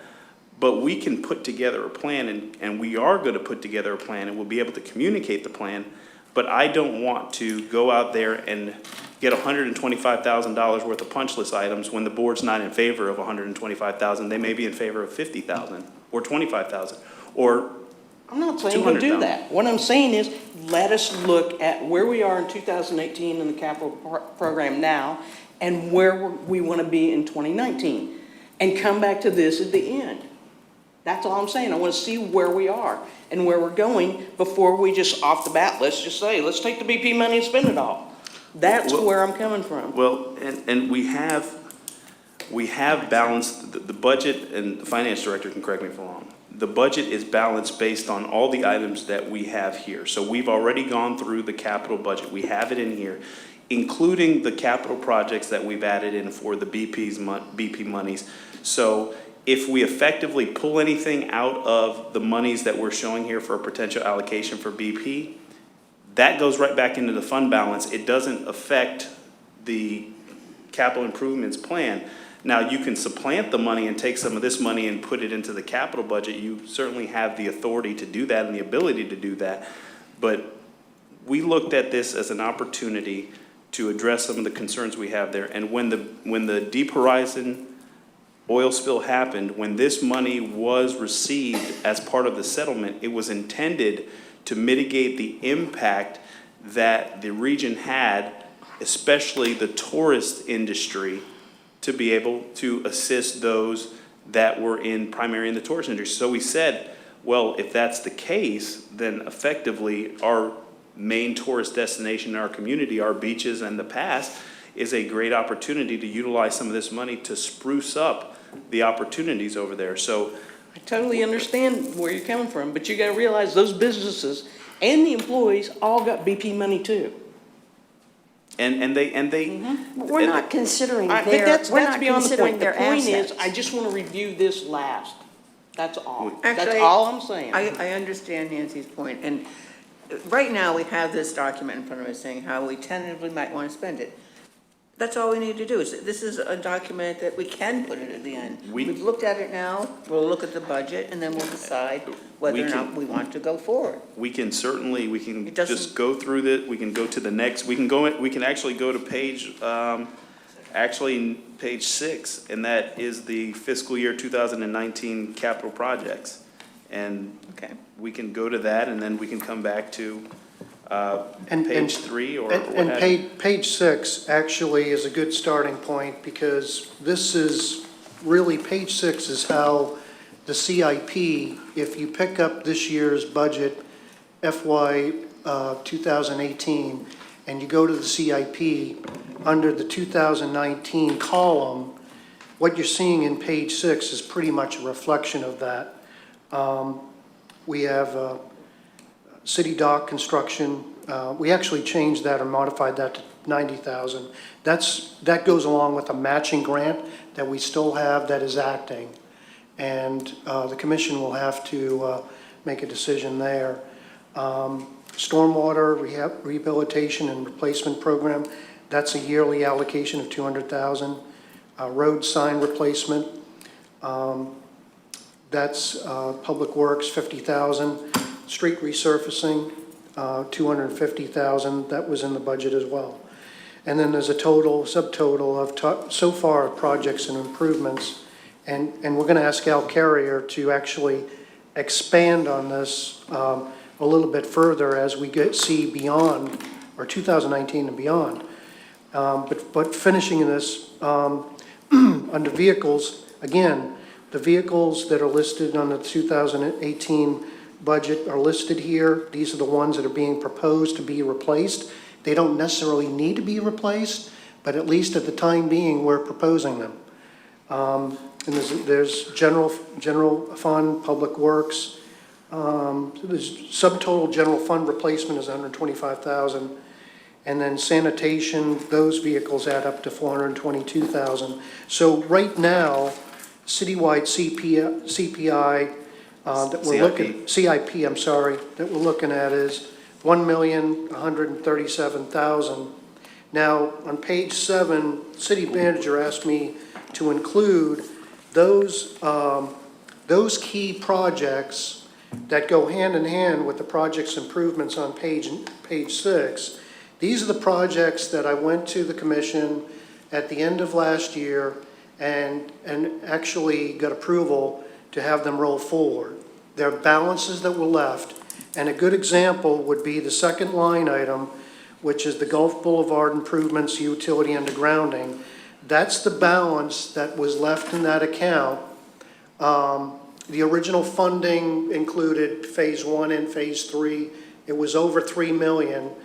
We're past Phase 1. Now Phase 2, that's the total cost that Steve Tart, our engineer, has to look at as far as completing up to what he got approval from the commission. So that's a perfect example. There's also a transient dock construction at Johns Pass. That rolled over as well. That's $265,000. And there's other stormwater accounts as well. So the total of those accounts, and again, I did bring this forward to the commission at the end of last year, this totals close to, or a little under, 3.3 million. And another key account here, and a good point to stress, the last account is the stormwater drainage and roadway improvements. That little under 1.6 million, that's the continuation, or within that is the Rex Place. Okay. So if I was kind of reading and seeing if Mrs. Weinstein was going to ask that question. So Does that include 137th or just a continuation? that's a good question too. A little over 500,000. So Rex Place is $1 million, a little over 500,000 of this money is going toward 137th. Okay. We've identified another $500,000, which I can cover, that will cover, and we've already talked with Al about this. We've already identified another $500,000 through other accounts that are rolled forward that will fund that project. And specifically in that item is the same thing that city manager was talking about going back to somebody at Swift Yes, Mud going see back if to they the can- executive director at Swift Mud and seeing if there's an opportunity to increase their allocation and allow for us to kind of pay the project, because we anticipate the project possibly taking a little bit of time for us to complete. So whatever the difference is, we can ask, but most likely they won't do that, but it's worth the ask. But we do have the funds available to do that project based on carrying forward some funds from 2018 to have it going into the 2019 budget. One of the things that, if I may, Madam Mayor, on page 6 on the capital improvements plan, you see the list of vehicles that are being requested. I have asked the Public Works Director to look at the possibility of some type of lease program for those types of vehicles that are commercial in nature. So for instance, the Ford F-250s or the Rangers or what have you that we're replacing, not your specialized equipment, to find out what a lease payment would be in lieu of paying $30,000 to $45,000, because the useful life of a vehicle in the nature of our community is a lot of stop and go traffic. You're getting, salt, those types of things. And we wanted to find out what a payment amount per month would be to effectively accomplish what we're trying to accomplish. Because if we see that we're going to pay, every year $10,000 a year, but we'll be able to transition our fleet, it's better than taking $30,000 or $40,000 or $50,000 one-time money and buying a depreciated asset. One of the things that we also want to do is make sure when we surplus a vehicle, we surplus a vehicle. If we decide to repurpose a vehicle to another department, that's something that we should bring back to the board to say, we're going to reassign this vehicle to X department, because what happens is usually Jonathan is going to surplus, for instance, the 2004 Ford F-150, and I request for it to get surplus, but then there's a department that raises their hands and says, I want that vehicle. So then it goes to that department, it becomes part of their fleet. You replace the 250, the 2004 with another vehicle, but then a couple years down the road, that other department that got that other surplus vehicle asks for a replacement of the same vehicle. So invariably, you find yourself replacing the same vehicle 2 or sometimes 3 times. And so that's what we need to do, is to make sure that if we repurpose it to a department, they realize that that doesn't guarantee that you're gonna get a replacement for that vehicle. And that's one of the things that we need to do a better job on, tracking and managing our assets, because I know we've had some vehicles that have made the tour. So when we surplus these, if we say a 2004 F-150 vehicle 24 is being surplus, it's gone, it's out of the fleet. We grab the tag, Walt has taken it off the assets, and that's it. So the numbers for the vehicles, that's just, right now, is just plug numbers, because I want to really look at what a lease option is versus us acquiring that. Plus, any maintenance, that's something that we can go to the dealership. Right now, we have one person that works about 2 days a week as our mechanic. At any particular time or moment, that person can decide to retire or leave. And now we have to, it's hard for entities to find a lot of folks in the skilled trade. So if we have a situation where we can get into a partnership with a provider, where if it's under warranty, come pick it up, or we'll drop it off, fix it, and they'll give us another vehicle to utilize. So we're looking at some other options with our fleet and our fleet management. Also had another conversation with a cell phone carrier provider about looking to put GPS tracking on our vehicles, so we can have real-time updates. It would in essence give us breadcrumbs. I can tell you how long somebody was on the beach or how long they were at the yard, and those types, to better manage our inventory, our fleet, you know, gas consumption, all that. So we're looking at being able to consider deploying that, and that's fairly inexpensive. It's almost, I think, $10 or $12 per vehicle per month. So in the grand scheme of things, it's a worthwhile endeavor for us to invest in. That's a great idea, to look that way. Considering, you know, we do have the saltwater issue, but they're driving 2.5 miles a day back and forth, for the most part. You know, maybe a Home Depot run or something, but you're not gonna put the same mileage on that an individual would put on a lease car. Mm-hmm. Yeah. That's a really good idea. Yeah, I think the leasing is definitely the way to go. And, you know, especially with all the leases now, all of the automotive companies out there, they all carry the gap insurance, which saves us money also, the gap insurance. So that definitely is the way to go. But, you know, when we sat and did the budget last year, Walt, one of the things I remember Ms. Oakley saying was, you know, where are we at on the vehicles? And you basically came back and said, well, we won't be buying any new vehicles next year. Yes, you did. I don't remember saying Now all of a sudden, that. I'm seeing all kind of new vehicles on here, and you're saying, because she asked, is this a one-time shot, and how long is, oh, we're not gonna be ordering any for a long time. I just want to stress this. These vehicles have a turnaround time of basically on the number of miles, or basically number of years. We depreciate them over 7 years. So once that 7 years is over, we take a look at those and the mileage. And some of these may be to the point where we can get another year or two out of them, but, you know, these are just being proposed to you. I understand that. Right. That's, you know, but what I would like to see or hear is, you know, the city maintains 60 vehicles, you know, and we're going to look at replacing 5 or 6 a year, or whatever the case may be. Not just, you know, okay, this is it, and the next year come back, oh, now we need these, you know, and doing that. Because that was asked by Nancy last year, because she had a lot of heartburn with the way. We actually had one vehicle which, there's been a conversation with the director, myself, and the city manager about, you know, whether we want to go ahead and purchase it this year.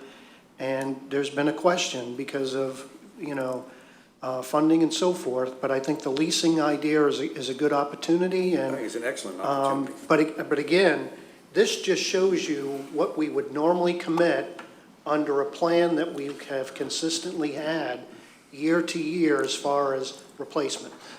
And to the director's point, one of the reasons that, you know, the lease option, I think, works, it allows for us to modernize our fleet quicker. More often. We get better gas consumption. The vehicles are, it has all the modern things that we utilize nowadays. So and if we're comfortable as an organization saying we're comfortable paying $10 or $15 or $20,000 a year for vehicle replacements, instead of utilizing cash to buy a depreciated asset, it just makes all the sense for us as a small community to consider it, especially considering all the dealerships we have that are within a stone's throw. You know, and if we come back to you and say, hey, look, we want to replace all of these 6 or 7 vehicles, and this is the total cost, well, now that you're seeing this, we can equate the cost of that.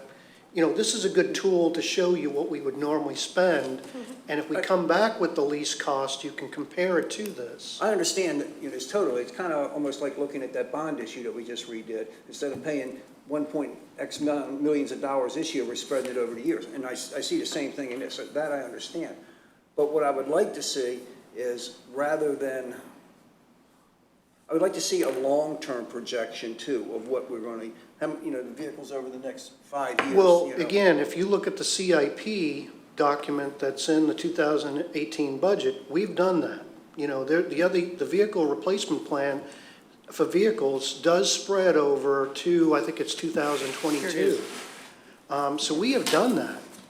And actually, again, I'm taking what's on that page under 2019 and just breaking it down here so you know what we have tentatively or proposed included in the budget. Okay. Right, but Jonathan is right, because last year they brought to us to buy a new truck, and I believe it was in Public Works, and it said this truck was supposed to be, where do you send them?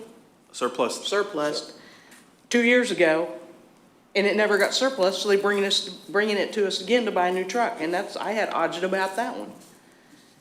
Because if we were supposed to have surplus it 2 years ago, and now you're trying to get me to buy another new truck because they didn't do it, so. I agree that we should be leasing what we need to do. I'm just, guess what I'm asking for is to be able to see the picture a little bit better.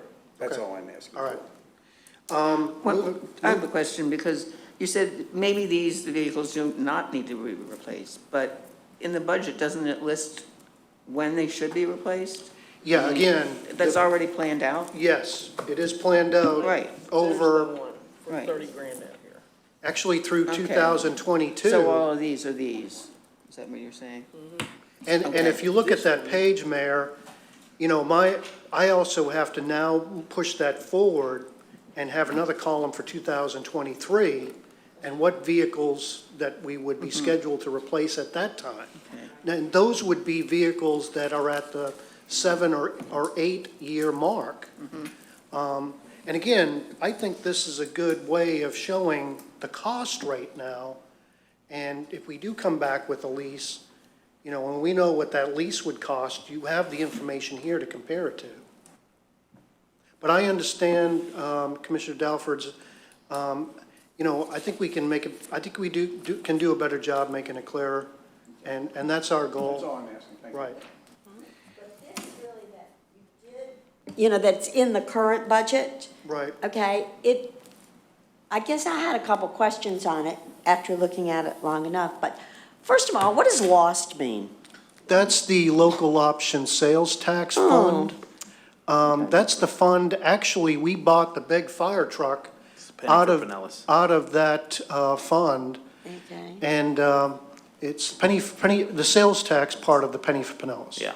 Okay, because I saw that on page 6 of Yeah, this and recent, what you just basically, gave us. that lost fund is used for, you can use that for emergency type or infrastructure type purposes, and that's one of the justifications we use to buy the fire truck. Okay, and then my second part of this, okay, is can I almost treat this in a way, almost like like I would use a depreciation schedule on, Yeah, actually, That's really yes. what it is. Yes, because as the years go out, I'm bringing You're- forth those cars Correct. that are at that 7 or 8th mark. Right. In other words, you're going to see another column there off to the far right. 2023? Yes. Yeah, okay. And you're going to see the vehicles there You can see where it's, that are at 7 or 8 years old. right, and where you started off with and what you've already depreciated, that's really Yes, what it is. yes. Okay, so my other Okay. I'm not on the replacement. I think I'm a little bit ahead of that. So go ahead and continue the replacement of vehicles, and then I'll go back to where I was. Well, I have a question. It's got the Ford Ranger 97 and it's coming out of the general fund. But right here in the CIP schedule for 2018, it says the Ford Ranger 97 is in Yeah, stormwater. That was a correction that we made. That was a Correction to the budget or a correction to this? This one is correct. Yes, Okay. It's not coming out of the general fund. right. Okay. No, it is coming out. Oh, it is? It is? Yes, it It's is. coming out of general fund. So where is it now if it's not in stormwater?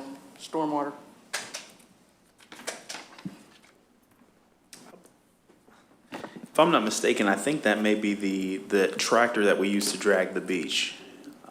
I think that's what that vehicle is, that John Deere forklift, because it has a forklift on the No, front. this is Ford Ranger number 97. Oh, 90, okay. It's in stormwater in the CIP. We'll do some checking on that. 97 vehicle general recreation. Yeah, we'll review let's that. review this. I will tell you, there was one or two, and I believe that is the case. When I was showing this to Dave and Megan, they said, no, this isn't right, it belongs here. So we did make some tweaks there. Okay, then I wanted to know what the city center project was that has for 2018, it's got $86,000 in it. Yeah, I want to The- know that too. What page you on? Seven? Page 7, Walt. Seven, the top item. Okay, the 86. Is that the grant? Big numbers. Yes. That does go along, that is the grant that we received from the state, that is the matching grant that is for the boat, or the dock construction here at the city center. Okay, which we're showing, or which is on the top item on page 6, Yeah, right? I mean, the it 90,000 corresponds to that. Yeah, the 90,000 goes with that. Well, what is that? That, I mean, if you don't mind. there was discussions, of course, prior to my arrival about securing some docks out here, some floating docks. And we were successful in obtaining a grant for $90,000. Now, that grant would require another $90,000 match from the city. But we believe the $90,000 that of the grant monies we can utilize for design and engineering if the board is interested in such a endeavor. If the board is not interested in that, then we need to contact the granting agency and effectively return the money. And Okay. I actually called them about a month ago because it's been about a year since we got that approval. And I thought they were gonna tell us that, hey, forget it, it's gone. But they indicated, and they gave me the assurance that just tell us when you're gonna send us the Does it have information. to be used for a dock here? Can it be applied to the transient dock at Johns Pass? No, the way it was It was submitted. Yeah, So there's no And is- timeline? No, because last year in the budget, there was $200,000 towards this dock. And we took the $200,000 and bought all new parking stations because they came to us with a partial thing on them. And how can you Now, we replace do- partially? So Now, we do have the transient dock construction at Johns Pass, which is the rollover money of $265,000. right, I saw that. What's the Madeira Way improvements for $73,000? I think you're gonna probably have the Public Works Director give you more information about that. Where are they at? That is something that just rolled over. I'm not too familiar with that, to be honest with you.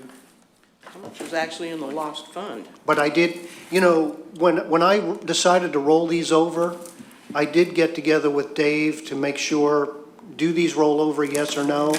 And he did indicate that this does roll over. So those are basically the only two projects in 2018 you're going to be able to do is the Madeira Way improvements and the city center dock construction. 'Cause that's about $200,000, and that's about all you got in the budget is $212,000 in the lost. Yes. Well, the lost right here is the 73,000. Yeah, I understand it's coming from lost, that's what I'm saying, but you have a total in the budget of 212. You do, it's right here. Right. Yes. And this becomes our opportunity to say whether we want or whether we are in Absolutely, favor of yeah, these. So my, okay. or you would like, Okay. obviously, some more information. Exactly. So my question is what is are we talking about floating things on that dock out there that I've never seen Talking a about boat a by? dock out here. Right. Okay, I think so it's what was just, the you know, purpose I of think it? the way- What Is was it gonna be up to the general public? The way that I read the verbiage or the language on the grant is that, Yep, jump on in Oh, now. thank you, okay. Yeah, the purpose, the reason, what was the analysis to decide that this should even be considered, I think? Good afternoon, Al Carrier with Doolin Thank you. Associates. That all started from the old, back in 2015, when this whole development started to be contemplated, if you will. They were looking at other ways of getting people here and having, help out with additional parking. So it was contemplated that they would have, I think there was about 60 slips, boat slips. There'd all be transient slips, first come, first served basis. There'd be no hookup, no overnight stay or anything. It would just be for people to come by boat to utilize the park in downtown area. At that point, we were actually hired to start the permitting.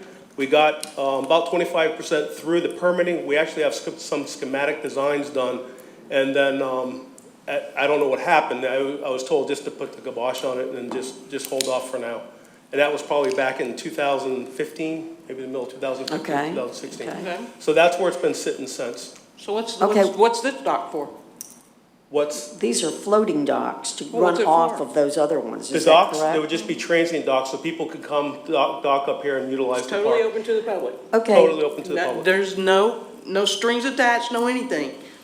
Open to the public. Open to the public. Okay. Yeah, Okay. no water hookup, no electric hookup, they're just docks like you would see out here, but there'd be slips for people to park and okay. utilize. Was that it ever for- discussed or determined what the liability to the city, what kind of coverage the city would have to have, extra liability to allow private dockage, or public dockage, I guess you'd call that? Right. I wasn't privy to any of that information. I mean, you know what I'm talking about, though. If a boat comes and parks over there, okay, and a child falls, from between the dock and the boat falls in the water or something, what liabilities, what responsibilities then does the city have if we offer this type of thing? Because when I first saw it, I thought, oh, gosh, no. That was my.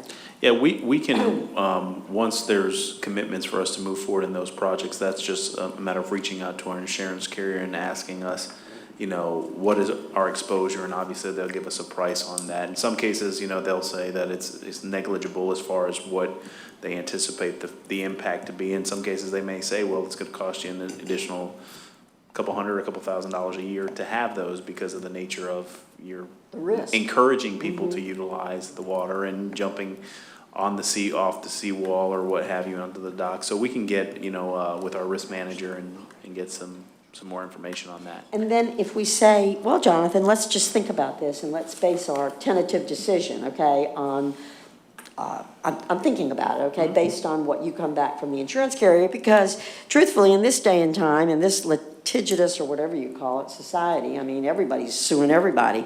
So I certainly would not want to put the city in any kind of increased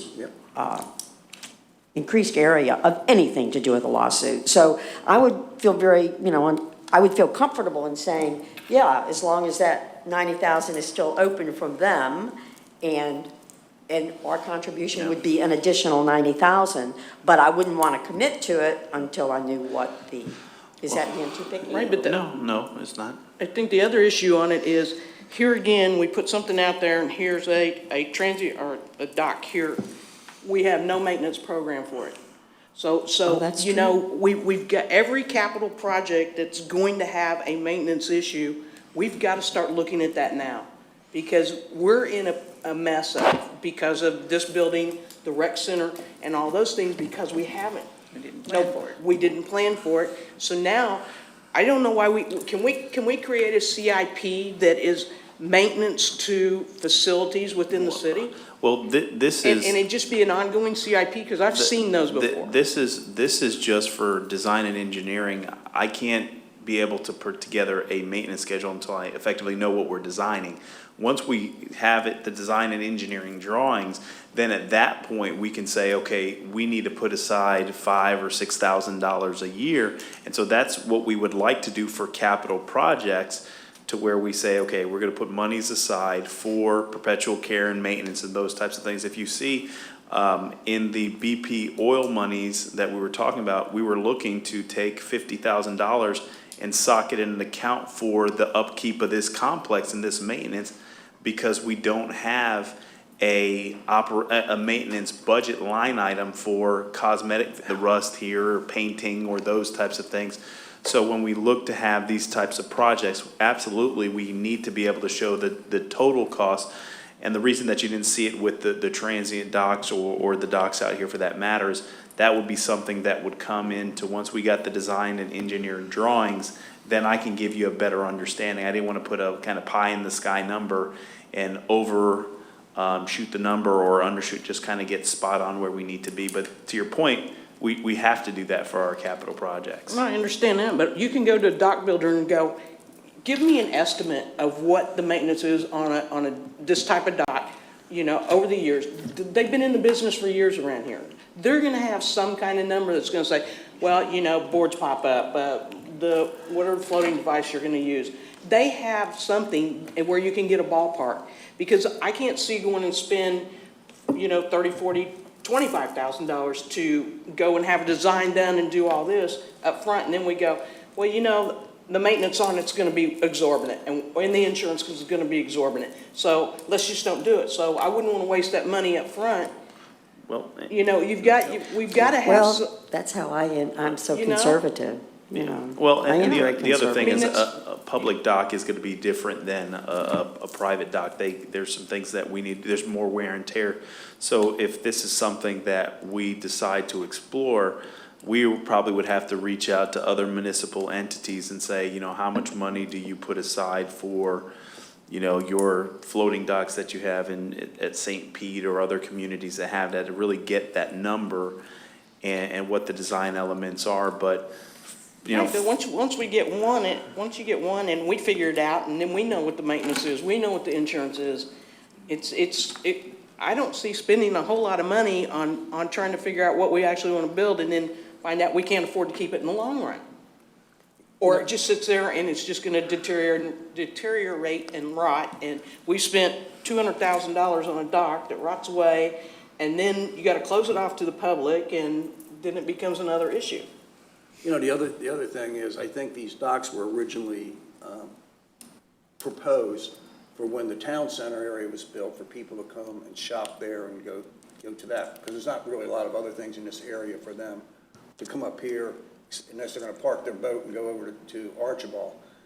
I think this should be put on hold, these docks, until the town center is ever built, and that might be a couple of years down the road, and then we can look at it again. Sure, the price will go up, I understand that, but why spend the money now? And like Nancy was just saying, they're going to start rotting and deteriorating before their proposed use has ever gotten here. well, I'm sorry, Vice Mayor.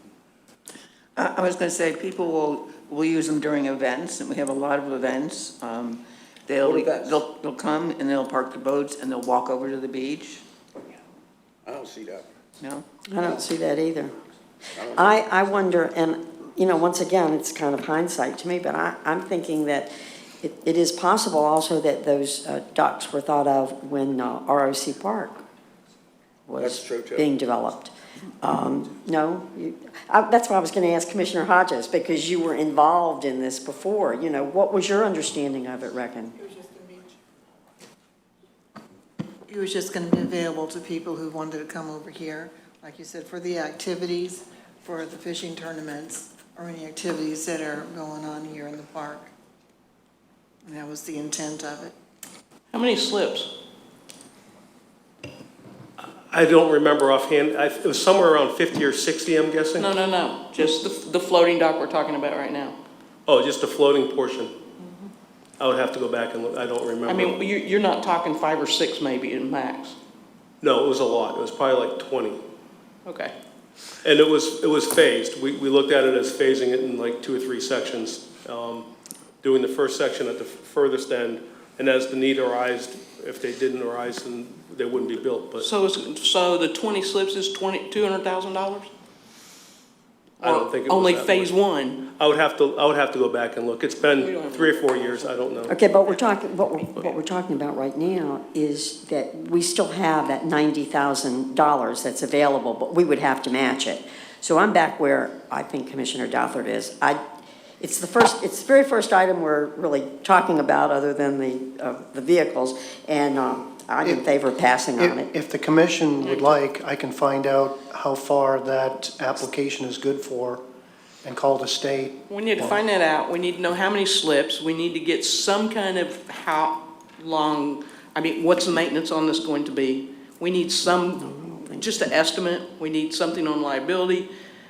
So we know long-term that we can put the money aside to take care of Okay. what we're doing. And All right. every capital project's gonna have to start being like that, because this building's a perfect example of what we're gonna do. Can we make this a CIP to every department or anybody that has a building or whatever, put money into, to sit there and grow and do whatever to take care of their facility, the rec center, this building, perpetual care, perpetual care, but it needs a CIP to do We it. are gonna try to put monies aside, for perpetual care, but currently, as we stand where the budget is, and we'll get into more specifics, we have about $2,500 leeway, so with the items balanced, so unfortunately, the fiscal means are not really there. Well, and don't confuse maintenance, normal, regular maintenance with capital. Capital ceiling starts at, I've seen that happen. capital ceiling that we've established here starts at $5,000. So anything below, even if it's equipment item, we even bought laptops just recently, okay? Years past, you would probably capitalize this. This is under 5,000. So this would actually be a supply item. This isn't capital. Right, no, I understand So- that. I'm talking about facilities, buildings, because nothing has been said, this is what we need to do. Okay. We have to have, in essence, in every department, we should have a repair and maintenance budget. But unfortunately, where we are financially, it's going to be hard to pull that number out and be able to fund that now. So we got to take little bites at the apple, but I think we can do it. We don't have many capital projects that are construction projects that are going to effectively look to, cause for a situation. We're not building another facility per se, but for instance, if we go with the bathhouse, if we build the bathhouse, then we have to budget for, okay, is it every year we're gonna have to do X, Y, and Z, and what's the number associated with that? So, Well, you've still got that little thing going in the background on that. You've got Archibald Fund to rely on. we do, Right, but we still need to have that It's capital still money. gotta be there, I Right. understand it, like the storage building they want over at the marina. We need to know what the maintenance on that's gonna be, we need that perpetual, because we've gotta start looking at doing those things, since they haven't been done forever. Well, we can certainly look at some capital projects and even as an organization, look to take and there's some other entities that may take 5 or 10% of whatever the capital cost is for the projects and say that those monies are set aside for perpetual care and maintenance. So we can put our heads together and come up with some type of strategy to do that. Another point that I did want to reference, and the Public Works Director can probably provide a little bit more clarification on it, is the Madeira Way improvements, the $73,000 in the loss account. There's no improvements effectively that are planned or look to do, to be associated. So that money would probably be returned back to the loss fund. Yes, no, sir. There are no projects planned for Madeira Way. If anything was to happen on Madeira Way, I believe the city would be looking for the developers to take on that. I don't know how that got crossed up, but So then we can take the $73,000 and move it somewhere else? It would roll into the Back loss fund. into- Just it go could back into stay- lost until you It's appropriate it again? restricted, yeah, It could stay in the lost fund. yeah. Wow, how can in 2017, in that fund, we had $916,000, and this year you only budgeted 212? I'm just curious. I'm sorry?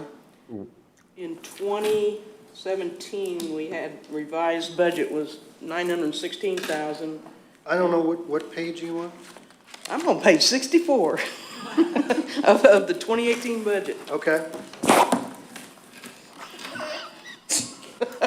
All right. Why me, Lord? Okay, page 64, okay. Yeah, page 64, 2017 revised, the local option sales tax was $916,000. Is that your undergrounding, Walt? That's actually the fire truck. Oh, fire truck? Oh, yeah. How do we get that much money in there? I'm just curious. How much money went? How did we get that much money in there in this year? The fire truck actually cost a little under $750,000. 750? But I think this was pumped up to anticipate additional equipment items that went toward that, which we ran some of those through there. But that wasn't the money associated with the borrow? I'm sorry? Wasn't the money associated with the borrow?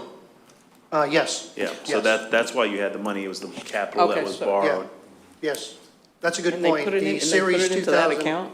The Series Yeah, 2006. you gotta book it as a revenue, or as, The 2016 series. Okay.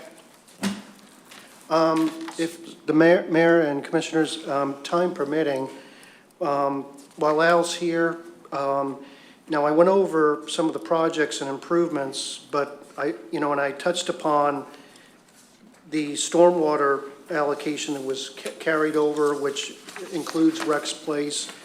As far as continuing on with our 5-year plan for stormwater projects beyond Rex Place and beyond 137th, we actually asked Al to see where we are, with other issues regarding roadway and drainage throughout the city, touching upon this 2019 and going forward. So on page 9, Al has provided us what his opinion is as far as the ranking of some of the situations and issues and problems that we have. Can I just ask one question before we go on to that topic? I know people have told me a lot of people fish off the pier out here, kids and all. Can you fish off of a floating dock? Would that be allowed? Yes, you can fish off of a floating dock. What you cannot do anymore is swim near a dock. Off a dock, if you have a dock behind your home, you shouldn't be swimming near it. They've had a few people in the state of Florida die recently from electrical shock from the docks. So there is no electricity out here on this dock, and I wish it was yesterday because there was 3 families out there on 2 different boats utilizing the rec center floating dock. But yes, they theoretically they can fish off there. We try to encourage everybody to use the children's fishing pier. Yes, ma'am. Okay, so I'm going to turn this over to Al. On the backside of the sheet number 9, there's a white sheet that looks like this. It's on page number 10. And maybe if I can give you a follow-up from how this original sheet was developed. Commissioner Oakley had asked at one of the commission meetings how we came up with the ranking of the projects. And if you look at that white sheet, page number 10, it shows the original ranking that we came up with back in early 2014. There were 2 projects that were highly ranked. One was Normandy, which is an Area 1 under Crystal Island, and Bogosiega. They were kind of hand in hand. Both of those had failing infrastructure. And at the time, there was a toss-up whether we wanted to do Bogosiega first or Normandy first. The funds were available at the time for Normandy. Knowing that the process to go through SWIFT and get the cooperative funding was gonna take about a year, year and a half to get the cooperative funding through their process. So we started off with Normandy, we constructed that project, and that was done for $753,000. We replaced all the pipes, stormwater pipes. There was a coordination with Pinellas County where we replaced several hundred feet of sanitary sewer pipe and manholes. So that was completed back in 2014. In 2015, ongoing up to last December, Bogosiega Drive was completed. During that whole time, the third highest ranked project was Parsley Marguerite, that entire area. But what had happened was we were getting a ton of complaints about 140th, people driving on 140th trying to get back to those neighborhoods, and it was continually flooding during the summer rain events. Sure. So we moved that project forward. We thought it was going to be a large project, but in the end, a lot of work had already been done on 140th Avenue, new storm pipes, new pavement and everything, but the outfall was restrictive. I don't want to say it was a bad design, some things were overlooked. So what we ended up doing is putting in another outfall for 140th to alleviate that flooding. The total cost for that project ended up being about $120,000. Because of the urgency, we didn't go after cooperative funding dollars for that. It was just we put a new baffle box in, got the permits, and put the new outfall in. And it kind of subsided that portion of the Parsley Marguerite Drive area. That whole area was in one big lump sum project, just because we didn't have a handle on it. So as we move forward, well, let me back up. We had Rex Place and American Legion Drive that was also ranked fairly low, but because they were doing the improvements on this property, we knew that they were going to take a beating on Rex Place with all the trucks and everything going through. And they wanted to go ahead at that time and fix up and spruce up that area to kind of complete this development. So that's what pushed Rex Place up to be done before the Parsley Drive Marguerite project. 137th Avenue Circle was also ranked. I'm trying to see where that was. That was actually ranked almost in comparison with Parsley.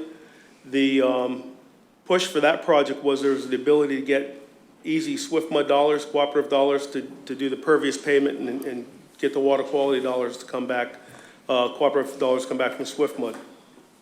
If you turn the page, back to page 9, we've taken essentially on the bottom part where it's beige, those projects are complete or about ready to be complete. We kind of pulled those off the list. If you look at the top, the #1 ranking project now is Parsley Marguerite Drive.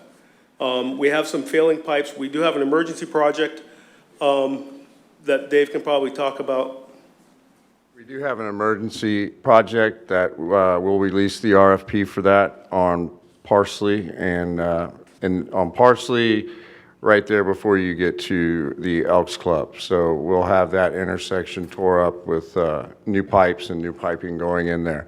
Along with that RFP, I have 3 other pipes that have to be either lined and or replaced. And then also we have install of a outlet on Crystal Drive. We have some flooding in a neighborhood due to the actual street, and it's going to be a simple, easy fix for us, and it's going to help out that whole neighborhood. And those will be released fairly soon. They still have to be reviewed by the city manager. So Al, what happened between 1.9 million and 4.5 million on Parsley? the original boundaries for the project had changed. So, for instance, Area 3 was Parsley Marguerite Drive, and I'm developing a map for you all so you can see what the areas are now. When we originally scoped that original project, we knew that let me back up. Parsley Marguerite was also included with a portion of 140th. Oh, so you talk, when you say parsley, you're talking the entire circle? The entire circle, Okay. Parsley with Marguerite in the middle and with A and B, I think are the two other streets through there. So to be honest with you, we really didn't have a good handle on it because we thought, or at least I thought, all those infrastructure was already done when you looked at it along 140th. So what ended up happening is when we moved from 2014 to today, the cost of doing business has almost doubled. And that's why you have the difference between basically 1.9 to Okay, it's just, 4.5. okay, I'm with you on that. So Okay. Parsley, which is to us is a really good candidate for Swiftma cooperative dollars again. There's a lot going on in there. It's a big project. I don't suggest we go after a $4.5 million project all at once. I would think what we'd want to do is take Parsley and divide it up over maybe 2 fiscal years or. Well, you got east and west, and then, but you got A, B, and Lynn Street, and there's one other little short one in there. Yeah. Up towards the end. So what I would suggest is, moving forward, if you want to go after those cooperative dollars, let me know what your budget's going to be. And we'll take a hard look at that whole area and divide it up over a couple of years. What had happened in the past was we had cooperative dollar from SwiftMud, and the finance director at that time, he only had a certain amount of budget. So he was counting on the money coming back from SwiftMud to go ahead and move forward to the next project. That's why we've had kind of a delay a little bit over the years. So we had Bogosiega. When we got the money back from Bogosiega, we went ahead and moved with Rex Place. We took those cooperative dollars, kind of put them back in the fund, and now we're looking to do 137th Avenue Circle. The thing that's hurting us is the economy's so good, the cost of doing business has, since 2014, almost doubled. I don't have an answer for that. I went through this when I was at the City of Clearwater back in 2006. We went through the same exact thing where you can't catch up. Month to month, it's going up every 5% every month, and you just can't catch up. Some municipalities took a step back and said, well, let's go ahead and go for the funding for a certain amount of projects and kind of wait and see what the economy does. If we have to wait a couple of years, we have the plans on the books, we get the permits, we're ready to go. Things pull back a little bit, we'll go ahead and put it on the street for bidding. So that might be one option for you all. We're handling the emergency type projects. There's pipes that are collapsing that we have emergency type projects. We're putting Band-Aids on them, if you will. But the projects that you're looking at, the rankings here for Parsley Marguerite, Crystal Island, it's really Crystal Drive that has some issues. Well, I shouldn't say that. All of them have some issues, but we can pull back some of the design. We're looking at maybe replacing the curbs, all the curbs, replacing all the inlets and all the outfall structures, and then doing the point repairs on the seawall where the penetration goes through, where the seawall, the pipe goes through the seawall. And then looking at the roadways. There's some areas where the roadways are stable. From doing some work out here, we know that the subgrade is bad under the roadway. It's clay, unsuitable materials. We're running into that in Rex Place. But there's things that we can do. There's different materials that we can mill real hard the roadway, and we can put some materials down that will help bridge the bad substructure of the roadway. And it's less costly than go ahead and rebuilding the entire road. So the numbers that we have in here reflect doing the point repairs on the road, putting it's like a Tensar product to fix the road, new curbs, new inlets, new outfall pipes, permitting, and trying to go back and get cooperative dollars, 50% cooperative dollars from SwiftMud for those projects. I'd just like to add to Al's comments that while we were slowed down, we still accomplished a lot in the stormwater department. We had a pipe that went directly under somebody's house. We had that instance in two locations. So why you haven't been able to see it, there's been a lot going on and a lot of accomplishments and milestones were met. Thank you. You know, the key point that Al is displaying here, so the plan that on page 10 that was put together in 2014 with a total, and actually the city manager wanted us to include this, is 22 million. Well, now that has grown to, on page 9, the total 34 million. So the the point being here is that the longer we wait to tackle these projects, and just as we've seen with Rex Place and 137th, the cost of these projects are going to get even higher the longer we delay Right. and wait. I might add too, in Boca Ciega, the whole project was like 4.6 million.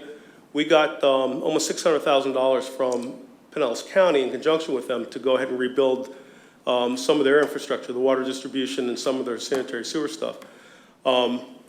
Keep in mind, moving forward with the projects, we need enough lead time so that we can coordinate with Pinellas County and make sure that they get these projects within their budget cycle, so that when they come up, they can have the funds available to go ahead and get their infrastructure done at the same time. Because it doesn't make sense to rebuild the roads and streets and have Pinellas County come back in 6 months later because the water distribution pipes are bad. We want to get that all done at the same time. So the best you can do at getting us some lead time, the more bang for your buck you're going to get. And Madam Mayor, if I may, to kind of dovetail on the team's comments, is that certainly capital costs for infrastructure is getting increasingly more expensive, especially in a global market where you're seeing additional tariffs and things happening, that things are going to drastically change. So there's definitely some tough decisions and some difficult decisions that lie ahead, and staff is going to look at as many ways to get participation from the district or the county or whatever other funding opportunities we have. But it's really going to be a team effort from the staff and the elected body to really work with the state legislature to see if we can get any budget appropriations, to work with the county, to work with SwiftMud, because invariably that number in the next,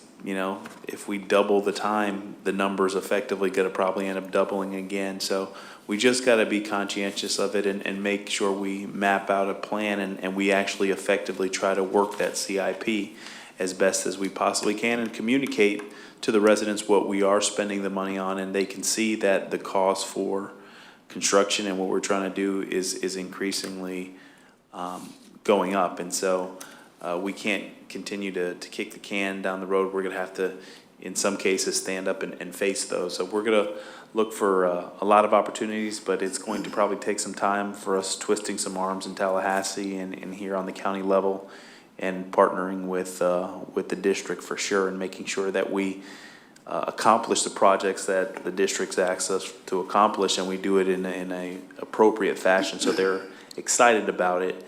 And as much as we didn't want to have to find additional monies to fund 137th Avenue, in the event that we didn't move forward with that project, the loss of potential opportunities, cooperative funding opportunities, would have been 3 or 4 times that amount. And Al, just a question to glean the total time on this. If you got approval today on a new project, as far as lead time, how long would it take before you would actually start? Just to give an example. So for an example would be the SwiftMud cycle. You put your applications in early spring, usually January, February, and then they'll let you know March or April where you are in the rankings. May and June, they'll tell you where their cutoff line is and if you're funded or not. You usually know that going in because you get staff support, if you will. So if we applied next spring, the dollars for SwiftMud would be allocated in October, so it takes 1 year.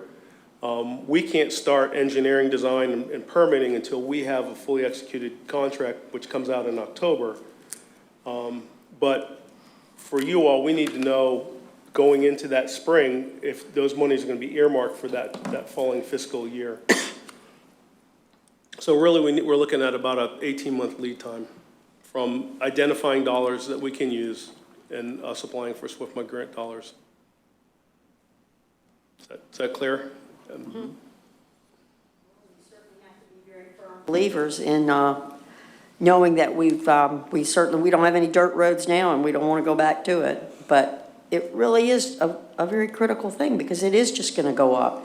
And I guess as fiscally conservative as I am, just listening to this, it further reaffirms to me that, I want us all to be able to get around our community the way we can. And I guess that's why I have to look at so many different items. And when we had our individual conversations with the city manager and with the finance director, that a lot of things that were built into previous years' budgets, while they weren't frivolous, I'm just saying we have to take care of what we got first.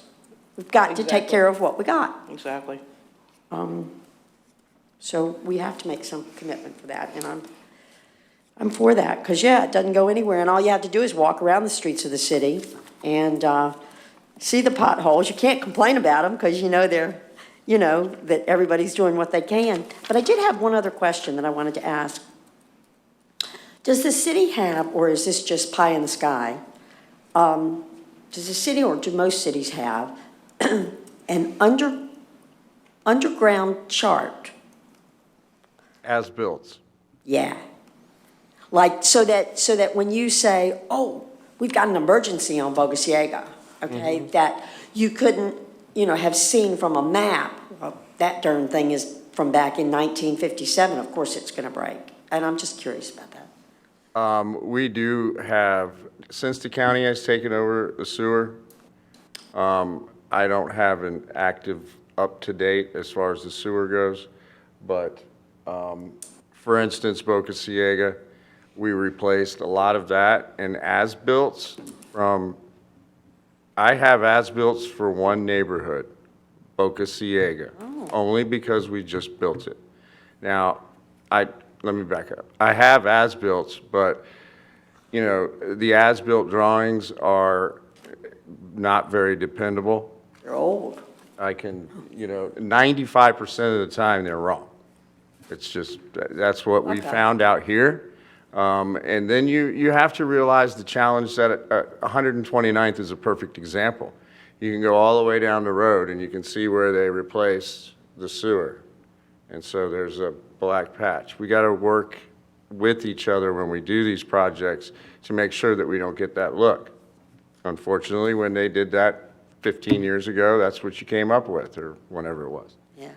So just to touch on what Al was saying with the coordination with the county, and, there's Gulf Boulevard, for instance, is a state road with county utilities and running through your city. So, and also you got to throw People's Gas in there, or whichever gas company it is now. So there's a lot of moving pieces. That's just Gulf Boulevard. The neighborhoods we've got a better handle on. I can tell you where every stormwater pipe is for the most part now. But as far as the sewer system and the water, Al will tell you, I don't have to do it from our last project. It was a battle, and it was very difficult. And everything we touched broke. Just like what you're experiencing in the materials on Rex Place, perhaps, when you're saying. Well, no, that's bad materials. Or not, or different materials. What we're talking about is the sand, the dirt, it was good material in 1955, or 1965, but it wasn't meant to, Extend for 50 years. Right. It's just like the pipe that went underneath the intercoastal here. You now have a brand-new subaqueous pipe that goes underneath over there. But there's still several pipes in the city that the county owns that go under subaqueous that haven't been replaced. Some of the pipes have been lined, some of the sewer pipes, and you'll see where when the tide comes up now, instead of filtering through those old pipes like it used to, I'm sorry, this is good fertilization. But instead of doing that, since those pipes are sealed now, we're having problems where it's pushing up the concrete. When the tidal waters come up, it's not seeping through those old sewer pipes. It's forcing the sewer pipes to, and I'm having that problem in the Parsley Marguerite neighborhood. I'm having it in several spots. But there's a lot of moving pieces and several different agencies. So, that's all I had. Thank you. Okay, I was just curious. So I guess maybe in conclusion here, we're focusing on doing Area 3, which is the Parsley Marguerite area. We know it's going to cost to do that entire area about $4.5 million. And as I mentioned, if at the end of this budget process, if you can give back to staff what you're willing, what you can tolerate in the budget to move forward with capital improvements for stormwater, let us know what that number is, and if you can earmark it for a certain fiscal year, then we'll start going after cooperative dollars and start working towards that end and figuring it out. We'll go back and evaluate that area and find out what needs the biggest impact soonest, and we'll focus those dollars on that and phase through that project as we move along. And certainly one of the things that we're hoping that comes out of this administration is there's been a lot of discussions on the federal level for infrastructure monies to help some of the local governments and local jurisdictions. So there's been a lot of discussions about that. However, there's been no legislation that's really been floated out there. So there's been some discussions, but these types of projects are prime for the opportunity to see if we can get some of our Fed dollars back this way, especially when you're talking about a project as large as this particular project. So we're going to look for any and every opportunity to help these projects come to life, but there's going to be some subsequent conversations that would have to occur, because we don't want the price to get out of hand, and then you have another conversation is how do you replace that roadway at today's dollars. So. Or go back to dirt roads, Yeah. which we don't want. And no drainage. That's right. So, Madam Mayor, if we could continue on with the document, on page 11. Could we take a 5-minute break first? Yes, absolutely. Okay, Mayor.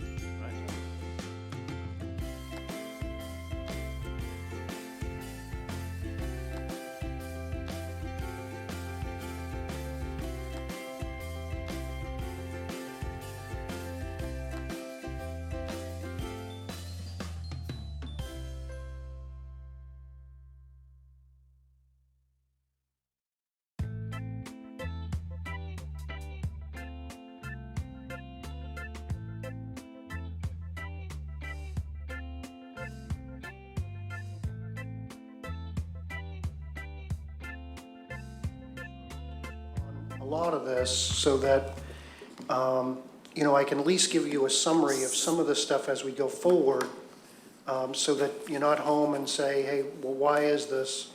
So just to get some type of. Do you want to go through and just hit on your summaries? Because if you don't, we're going to stop here and there and Yeah, probably well, drag this out until, That- you know, well, end of July. That's the point. I would well- like to hit on key things, Okay. but if you do want to interrupt and talk, that's fine. Well, no, I do want to talk about your key things. I just didn't want you to get stuck on things that we saw that we were going to ask a question about. Right. And we can go home and review it and look back and see what's going on. Because I would like to answer a lot of your questions now that might be forming as we go, you know, if you take this home, I don't want you, you know, having questions You I can will. answer right now. But you know? will. Okay. Well, and well, honestly, I think the promise. best thing for us to do is to hit the components on the compensation, and then hit the page 16, the summary of general fund budget, and then the board will give the board all the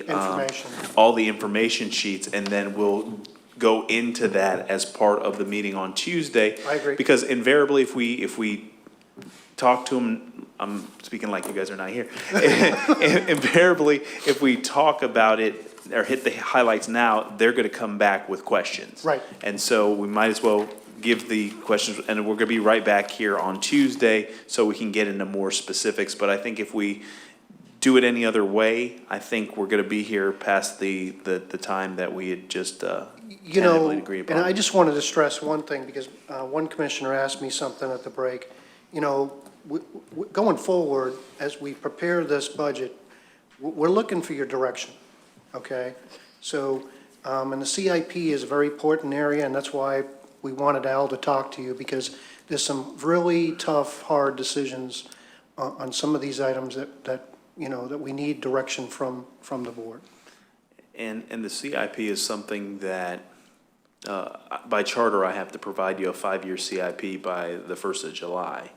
And so one of the things that, as you look at the, you know, we have conversations about the charter review and the charter review committee, one of the things I think the board should consider is, instead of having it to where I have to provide you the CIP by July, I should have to provide you the proposed budget by August 1st, the entire thing, to where, because the CIP in an agency as small as ours is a handful of projects, when in essence, the budget document, there's no requirement for me to bring you the budget document. So, and I'm not thinking just for Jonathan as a city manager, but others later on down the road, that conceivably they can bring you the budget the first meeting in September and still comply with the state law and those types of things. So if we look to make any modifications in the charter, my recommendation would be to say, you know, the entire budget document, to include a CIP, is due August 1st. So it gives you basically the whole month of August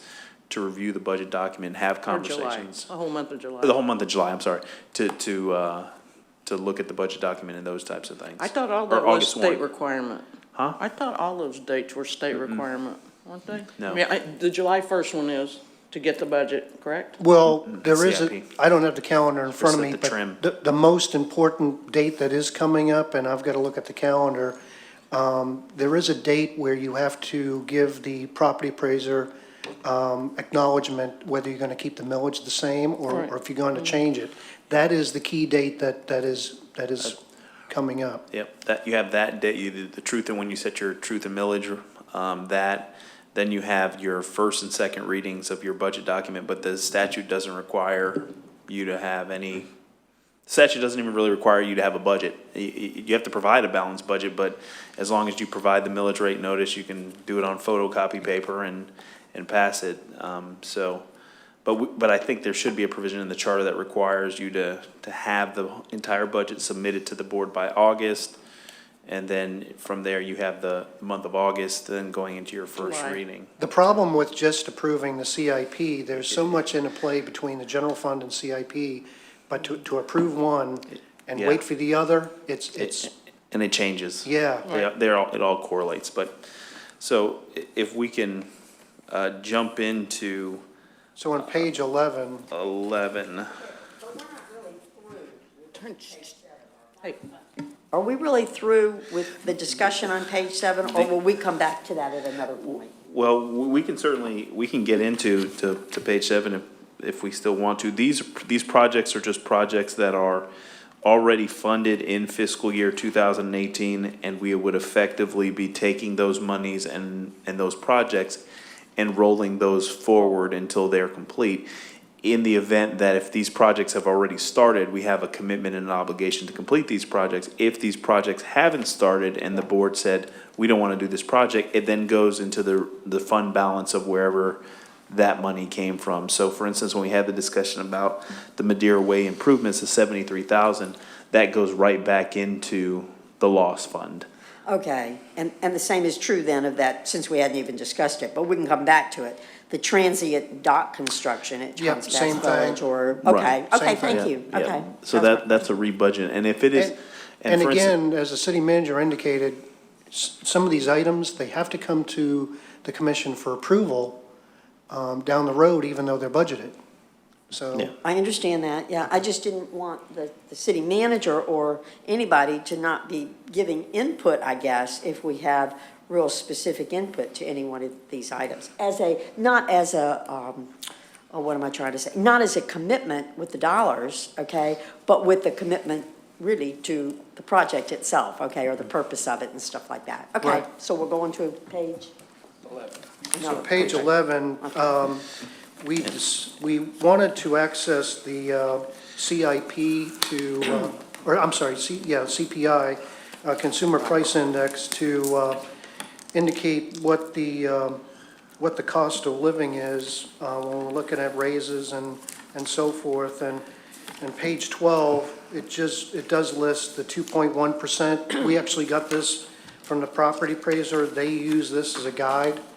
So it's a good number to use. And then on page 14, just for reference for the commission, we did, and actually some of these towns and local cities actually called us and already had their plan for raises for employees or compensation, and just wanted to see what we were doing. And Donna in my office and Karen in HR compiled that as what they're offering so far.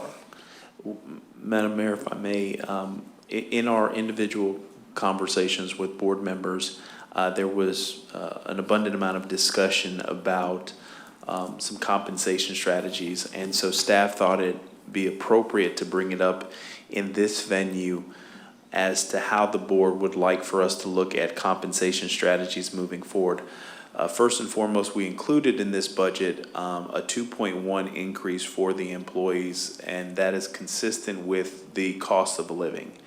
However, there was discussions about the possibility of building a merit-based system. And what that merit-based system looks like, that would be something that we would have to craft and develop, and then to determine what the threshold is for that merit-based system. If you're an employee that exceeds standards, you can get up to 4 or 5% or 3% or what have you, but that's a program that we would have to create. And so we wanted to see and for budget purposes, we put that 2.1% in to see what that number looks like, but we wanted to get perspective and direction from the board as to where you are with regards to compensation, and how do you wish for us to look at our compensation here in the organization on the pay raises, as well as if there's an appetite for the board to consider doing a compensation analysis, because I think there's some positions in the organization that we're not as competitive as we could be or should be. But the other side is, anytime you do a compensation study, invariably it comes back and says that your employees are undercompensated by 10%. And so now you've effectively publicized that your employees are undercompensated by 10%. And if you don't put the money aside to address that, it then impacts morale. So there's two trains of thought when we're looking at compensation strategies. If there's something that we say that we want to look at a compensation strategy, we certainly need to make sure that we set aside the appropriate monies to address whatever the inequities may be in the pay system. So we wanted to get perspective from the board. Obviously, we've seen what our peer agencies are looking at doing for wages, and staff is just here seeking direction as to how we proceed forward, and if you want to pay for performance, if you want a flat raise, and then from that point, we can work with HR to look to bring back some alternatives consistent with the direction the board would like to go. How can you do a merit if you haven't set them up for the merit for the entire year or whenever they came on board? I mean, you got 3 months left of the year, basically, and now you want to set them up on a merit and go, well, you didn't do this the first 9 months, I'm going to give you 3 months to do it. I mean, I don't even think you can do merit right now. You've got to start out now creating that merit for the next fiscal year. What we would do is that we would start at October 1. So October 1, if we decided to say, the board decided to say, okay, we're okay with a merit-based system or a 2% for the employees. So all the employees gets a 2%, and then on their anniversary date, they would get whatever that merit system is. So you would get it when it comes up to, that time, and so that's how you would effectively have to create the merit-based system. I understand. It's the worst way in the world to do it, because it forces the city and it forces somebody to always be on watch about who got hired when, on what date, and it gets to be really bad. I've worked places and then they come back and they say, this is unmanageable, and they come back and they bring it to the calendar year or whatever, fiscal year, whatever it was at the time. So I don't agree with doing it that way, because I've seen how it affects people in the workplace doing it. And that's, correct me if I'm wrong, Walt, that's how you guys do the pay raise system now? It's on anniversary date? Or is it on October 1? Actually, I think it's worded on an anniversary date, but we have not followed that. Typically, the last 2 years, everybody got the same. In October.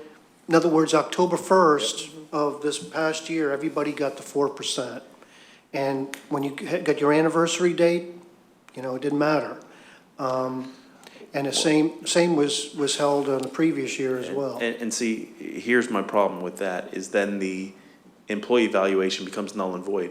You've already effectively given the pay raise to the employee, so your evaluation, by the time you get to my evaluation, I've already gotten the pay raise, and so what, are you gonna wait an entire year to then, that's concerning, because in organizations I've been a part of, it's been, okay, if there's a flat COLA, that's one thing, but it is your performance evaluation effectively drives, what your rate of, what your increase would be. And if you score under a 2, you go into a performance improvement plan and you've got 3 months to get those issues addressed, or you're seeking gainful employment elsewhere. So what we've done is we've put the carrot out there before we've actually allowed for the performance of the employee to be judged by their supervisors. So there's some concerns, and especially if we have it in policy, we're supposed to do it on the anniversary date and it's adopted by resolution. Unless we change that corresponding resolution, we're in violation of our own policy. Well, there's many of those we violate. So, but if you just, it just makes it simpler to do it on the fiscal year. And you can say, here's the COLA increase, 2.1. And then like this one plus 2 or 3% more based on your evaluation that's done in the September before that happens. I definitely think it should be done with a merit. I don't know if we want to have a fixed base, but any job I've had, I was always given raises and increases based on how good I did. Mm-hmm.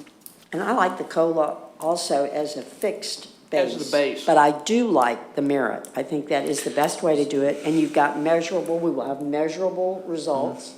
But you have to come up with that to But what I start don't with. understand is, are you saying, or was your comment, Nancy, to do the 2.1%, okay, the COLA increase, effective beginning of the fiscal year, and then waiting a whole year before the merit, or waiting Wait. 6 months before a merit? I mean, we could agree this year to do, say, 3%, just because they don't have any standards.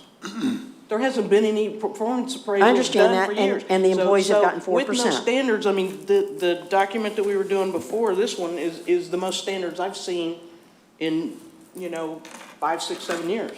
Well, if I was an employee and I was going from and I knew that my company was going from a straight 4%, okay, and they were going to consider 2%, 2.5% as a COLA increase, okay? And at the end of 6 months, I mean, we have what, 61 employees, 62, whatever? 65.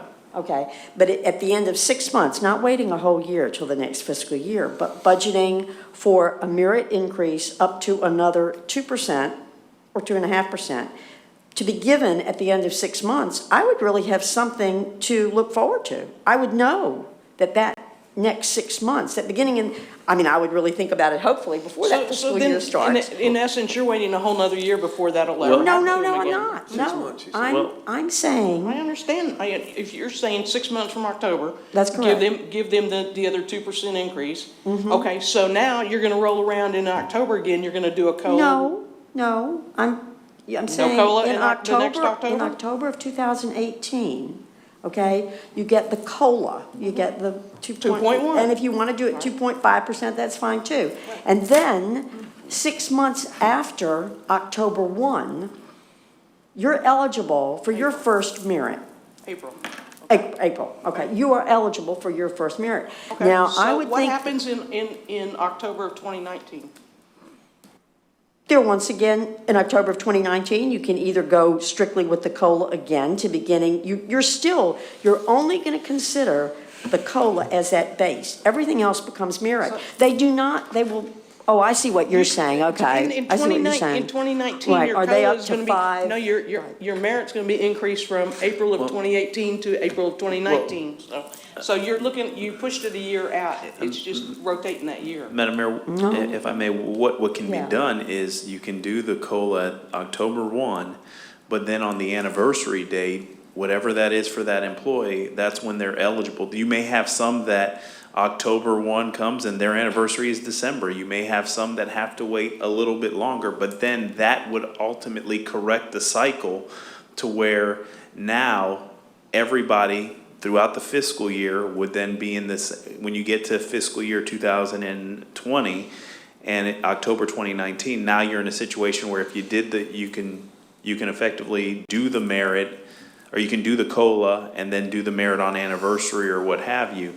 So there's going to be some people that win because their anniversary date is on October, but at least it gets their performance evaluation on the date in which they effectively were in the organization as far as their anniversary date. Because if we start setting arbitrary dates for when we do evaluations, we're going to have to, as the team, we're going to have to be tracking down those evaluations. And then we're going to have to track COLA, we're going to have to track merit and evaluation, and then we're going to have to track their start date for any other ancillary benefits and things like that, because there are other benefits that are associated with that I see date what of you're saying. employment. So the because- Y'all 6 are the ones months. that are gonna have to be 'cause tracking they it if vest. you go by that date. So if that's the way you wanna do it, that's fine with me. I got no issue. I don't have to track their date.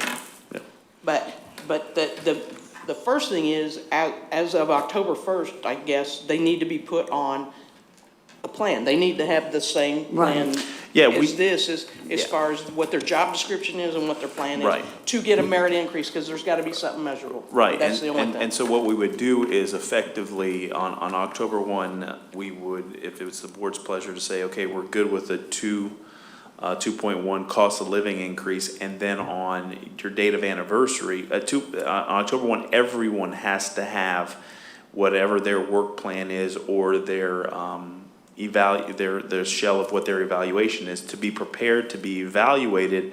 And on that evaluation form, that should be a form that's signed off by the department head, HR, and the city manager to say, you know what, Jonathan exceeded standards or he didn't exceed standards, and now based on our merit formula, he gets 0.5% as opposed to the 2% that's available. And then if he only gets 0.5%, maybe there's a certain threshold where we say, if the performance is X, you now go on a performance improvement plan and you don't get a pay raise unless you correct that behavior. And then if you don't correct that behavior, then we go in another direction. Right. So we can create that formula, Okay. or the merit-based system. We just wanted, there were some conversations and we wanted to have it in a public forum as to where the board wanted to go. So is the board looking at that 2.1 cost of living and then up to an additional 2% for the merit increase? I got something to throw in here before we answer that question. You know, I'm looking at the CPI for the last several years. For at least the last 3 years, every year, the employees got a 4% raise. When it was 0.7, not even a whole percent, when last year it was 2.1, you know. So I have some issues with that, you know, where we were at. And when I sat down with you guys and talked, I said, you know, I'd like to see where our employees are compared to other employees. You know, health benefit wise, retirement wise, you know, and none of that's in here to show me, you know, because that would tell me better if I want to give them a 7% raise or a 0.5% raise. You know, but I'm just seeing, hey, these other cities are doing this, but I don't know where their employees are at. Their employees might be making $7 an hour. I don't know. Right, or they could be making $14 an hour, but we don't, but they're kicking in on their benefits. That's an issue that I've had for years, is the fact they have no buy-in to their benefits. Well, we're looking at right now, and we won't get our health insurance numbers till what, next week? Next Friday. Next Friday, we get the health insurance number, so we'll find out what that number is. But we're looking at some different plan alternatives to effectively address some of the concerns that the board has. Also, it's not uncommon in this sector to see where the employer pays 100% for individual coverage and then family or dependent coverage and family coverage, the employees kick in like we do now. But right now, as an organization, we're running very good claims to premium ratio. And if we were a large enough organization, we could self-insure, but we can't because we're smaller. So what has happened is we're in this pool system, and the pool is running a $2.4 million deficit. So the great exposure the great management of the plan and how our employees are not overutilizing the plan, we're not experiencing those benefits. So healthcare costs have continued to increase for us. One of the things we've also talked about, the possibility is, based on the data that we have, unless you have some anomalies, the organization transitions about every 7 years. You have new faces in positions. And so we've thought, as new employees come on board, do you look at having a situation whereby they are on a different insurance plan or they are on a different investment plan, and effectively through time, through attrition, you then turn the workforce over to effectively accomplish what, now it takes longer, but my concern is if we go ahead and flip the switch and say to the employees, now you've got to put in 2 or 3% in your health insurance, without getting the data to know where we are on compensation. If I ask an employee to contribute 2 or 3%, but then I find out they're being paid 10% under market, that's effectively a 13. That now they know that they're 13% under what their peers are making, and then we have a situation where people then depart from the organization. So I think there's a way for us to do it. Once we get our insurance numbers, we've talked about some creative solutions that we may have to be able to address that and actually look to effectively reduce our cost in subsequent years. But as you know, there's so many things that are contingent on what happens in Tallahassee and also what happens in the federal government as far as what our insurance numbers come back. But we'll have that number back and we can look at the entire benefits package and make a determination as to what the compensation strategy looks like. But my concern is definitely looking to have employees contribute right off the bat with not knowing where they stand amongst their peers. Right, but there's a lot of places, and they give you a base insurance package, health insurance. And if you want to up it to a better package, you pay a little bit more. If you want dental, if you want, eyes, you want anything above this basic package, then you gotta kick in and pay for it. And then everywhere I've ever worked, if you put in for your retirement, they usually match. The company will match or the city will match, but I've never had anybody full boat. We are actually looking at that insurance model that you have spoken of, Commissioner Oakley. We're looking at a base model, a base plan, and anything above, you know, you will be. You get to choose. You get to choose, and the city will fund this base plan, but anything over and above, then the employee is responsible for the incremental changes. So, because right now, the way in which the system works is you choose, and there's no incentive to get an employee not to choose the most expensive one that carries all the coverages in the world. And so, you know, we've had conversations as to, okay, this is the base, and anything over that, you're gonna pay the difference for that. Or is there an opportunity for a different plan, a high deductible health plan with a health savings account, where effectively it's so much cheaper that you can incentivize the employee by putting some seed money in that health savings account. So we're definitely looking at different plan designs. We're definitely looking at different options. At minimum, I think it's safe to say that we are going to propose as part of the open enrollment process, that base plan, and there would be some savings there. The savings right now, I don't want to estimate, but we know that there will be some savings. And then in subsequent years, we're looking at making some modifications to the health insurance plan. So that's something that's on the horizon, but we've got to wait to get that number back here next week, and that'll be a number that we can provide to the board as soon as we get it.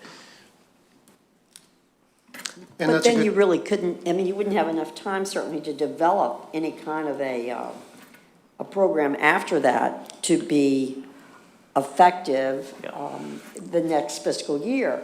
But would it be then a recommendation, since you also said, City Manager, that you would certainly not want to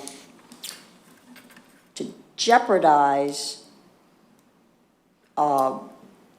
going into doing a compensation analysis, okay, would then that be something, that compensation analysis be considered, for instance, in February for the next fiscal year? I mean, it's something we talk about, or something Yeah. everybody talks about every year, but nobody really does anything about it and just pushes it forward. So if you make some kind of a goal that, here's where you're gonna start in October, but by the next fiscal year, you really will have it together to be able to offer these other different programs, okay? Because we also have to look at it at this point too, that, I don't know for how many years, but our employees are our greatest asset. They have had a 4%, straight across the board, no matter what they've done, no matter what's happened, get that 4%, move on with it. So by going into another, and you can effectively go into another stream of thought there, but I guess everybody's got to know it from the upfront. Right. And Here's where we're going with this. And another option also to consider is that you can say, okay, the cost of living is 2.1%, and then, Mr. City Manager, do a merit system, but with a bonus provision in there, that you can say you can get up to a percentage of salary based on your bonus, and that's a one-time cash payment. It doesn't add to the payroll, so it's not reoccurring, because as salary increases, so does healthcare costs, so does retirement contributions. So if Jonathan gets a 10% raise, not saying that I'm advocating for one, I'm just saying if Jonathan gets a 10% raise, the contribution to Jonathan's retirement goes up as well, because the rate of pay is going up. Jonathan's health insurance, that's a percentage of payroll or what have you, and other ancillary benefits goes up. So, you know, you see the salary, but there's other costs associated with it. So a 2% raise may in all actuality be a 2.4% raise or 2.5. So some cities have looked at it to say, I'd give you the cost of living, but then I'm going to create a bonus program whereby if you get, you know, X amount of, you know, points in your evaluation, you get, you know, a 2% equivalent on your, you know, your salary. And some employees prefer that because Uncle Sam doesn't take it, and you know, they see a 25-cent increase or a 15 cents increase. they much sometimes than rather leave with a check for X amount of dollars.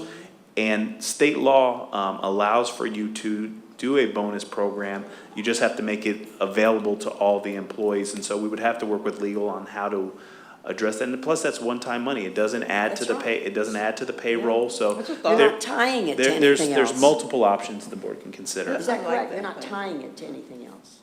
Right, but then sometime you're gonna get caught up in that, because you're not gonna add it into their salary, and then it's gonna look like we're underpaying the person over years, because their salary's never gonna go up, because they're gonna get a bonus, Well, so they're not just gonna get a bonus, they're gonna get a salary. you're just gonna get a COLA increase, which isn't, you could get caught in a catch-22 on that. Well, and what we can do is, and I think if we looked at that program, that can buy time for the compensation study to say, okay, we value the employees. We're looking to give you a cost of living increase. We're going to put forward a bonus program that you'll get on your anniversary date, and it'll be a percentage of X.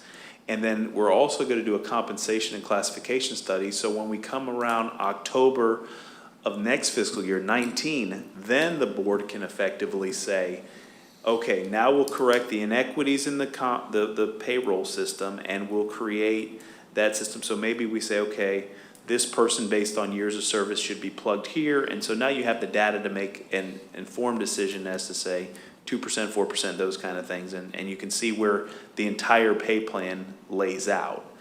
So that may be a measure to kind of create that bridge for you to get from point A to point B. Just some things to consider. Jonathan, could you do like 3 or 4 proposals that you could have for us next week? And, you know, the bonus one being one and the incentive one, just to, you know, so we can sit down and kind of look at the numbers or give us some options Some to, examples. when we vote on this, we can say, you know, we like this plan better Yeah. than this plan or whatever the case may be. Okay. Some Because, you know, examples. right now, we're kicking out a lot of numbers and we're throwing a lot of things around and my head's going, okay, yes, that makes sense. Oh, this, you know. Maybe not next week, wait till like the week after, if he's getting the insurance numbers next week. Yeah. Okay. Yeah, that would- And That'd then be it'll be fine. based on a Yeah. more real number that we're I can dealing with. give you an entire plan, what that looks like, and we can Would you drive please? into that. I think we're all on the same idea that we do want it to change. We do want it to change for the better. We don't want to just leave the status quo, right? Right. Yeah, so, okay. Walt, I wanted to ask you, since they're pretty much close together, like the 3.5 or 2% COLA, all the way down the line, based on the size of our city and the number of employees, is that a fair comparison to some of the other cities? Not even knowing what kind of benefits they have, like maybe they are self-insured and maybe they already have benefits or anything like that? Again, I think the city manager mentioned it.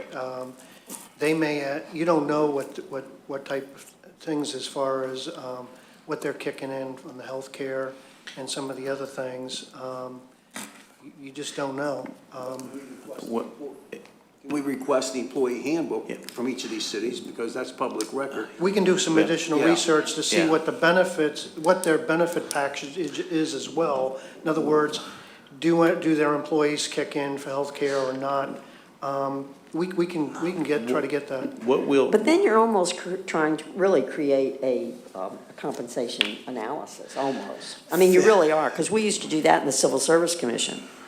And you're right, you can get caught in a, You know, Yeah. I will tell you this, in Hillsborough County, we had, and this was during the recession, we had so many people leaving. We wanted them to leave for the right reasons, because some of them were leaving for a 3% increase, but yet they didn't realize, they only realized when they left that they had better benefits with Hillsborough. So what we did is, we put together a salary package which included the cost of their benefits. So they got their salary, they got their benefit costs, so they had a full picture of what Hillsborough offered. And so take this when you're looking at your salary increase for your next job so you can compare. Because a lot of people leave one job for another for just the salary increase, and they wait till they're hired to see sometimes what the benefits are. So when you accept that job, you really need to compare apples and apples. And apples. right. We got that every year when I worked for the post office. You know, it said, here was your salary, here's what your benefits were, here's Right. what the Yeah. cost of the benefits were. Right. You know, the day supplied, et cetera, et cetera. We had that given to us every year at the end of the year, same time we, got our tax information, so we knew where we were at. Right. And what we can do is we can certainly get a position A, and we can take position A's benefits here in Madeira Beach, and I'm sure Karen can pull this information together from her peers, and we can just make sure that this is what, if somebody was in the same situation in the same city, kind of what they would be looking at as far as, their other fringe benefits and those types of things, and get a kind of an understanding of where it stands just for that particular position, and then we can really, we can look at that, but then I will have also examples of what compensation strategies would look like, and the board can say, you know what, Jonathan, we like the components of option A, but option C has some additional things that we'd like to blend, a hybrid system. So I can work on that and bring that back to you, and then we'll have the healthcare numbers, and then look at if we offered the base plan, what would the savings be? If we offered, the existing plan, what the cost would be, those types of things. So we can easily put that together. Okay, we've only got 76 more pages to go. Well, you got what, a little over 6 minutes. Okay, page number 16 is kind of key, because I really wanted to give just a quick and dirty summary of what the departments had requested. And the first column is the actual that we got from, that really ties back to the CAFR, which shows that we have an overage of $483,909. And I have the budget that we're in right now as the middle column, and then the FY 2019 budget. I'm estimating revenue, being real conservative with it, and then below that, I list the expenditures, the operating expenditures per the department's requests. And please remember that some of this, if there's capital requests, that totals that 425,000. So a department's request is operating, basically personnel and operating less that capital.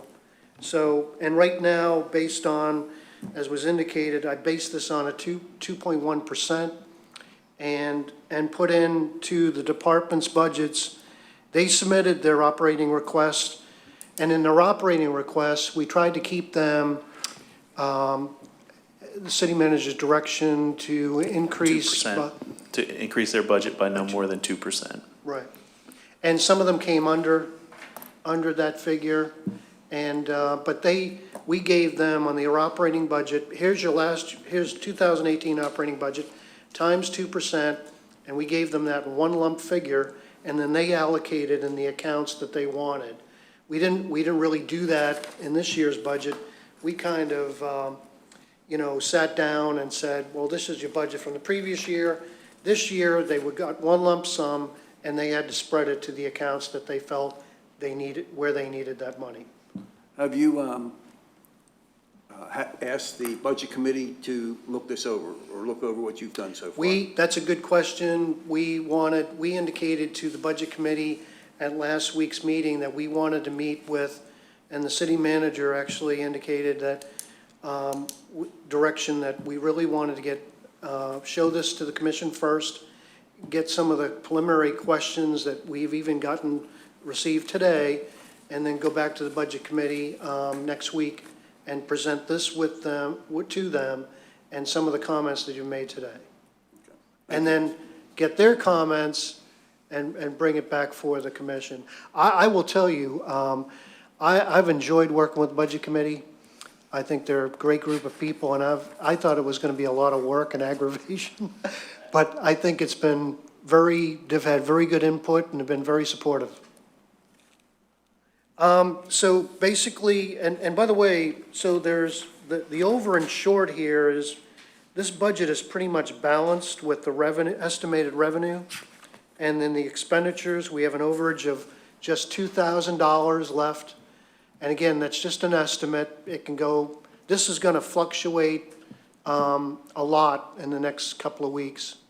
But I just wanted to tell you, and also the 2.1 of the salaries, we kept the fire at 3% in here. So all the other employees in the general fund is at 2.1. we kept the fire at 3 because of the obligation that we have under that contract. Does this include the 2 new positions? That's a good point. This analysis, and as you go through these departments, this includes the new planner that was approved on Tuesday night for the Community Services Department.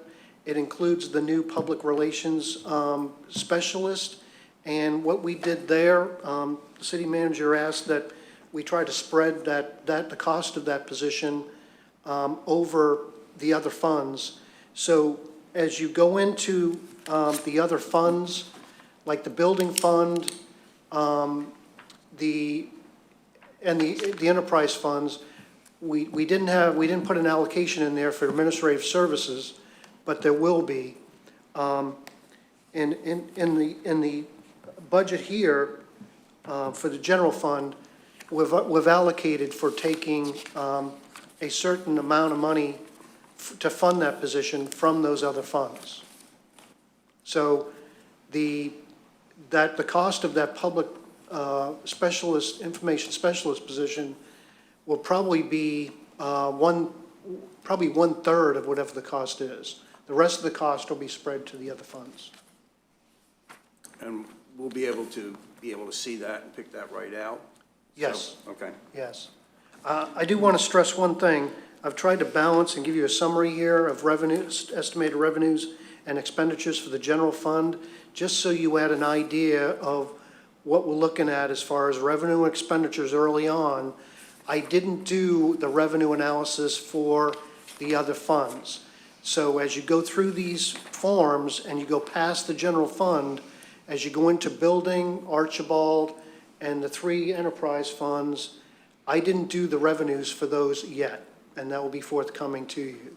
So you'll see the departmental request for those funds, but you won't see the offsetting revenue yet. And we'll probably have those, I would say in another week or 2, we can provide those to you. So then these revenue funds on page 16, those funds aren't included in here, in the 9.6 mil? 16 is just, page 16 is just general fund. Okay. That's just general fund, no other funds are in there. And again, you know, I wanted to give you as much of a full picture of what the general fund showing the new, so on page 16, the total property taxes, the new ad valorem figure based on the 7.9% increase we got, that 2.6 million is on the top of that page. So I really wanted to give you a snapshot of what the new ad valorem amount that we'd be receiving and how that would jive with other estimated revenue and how it would look presently with what the departments have submitted so far. So that was the purpose on page 16. Perfect. Thank you. So as you go through these budgets, once you hit page 67, and the point I was trying to make, starting on page 67 and going forward, Archibald Building and the enterprise funds, you'll see the departmental requests, but you won't see the offsetting revenue for those funds.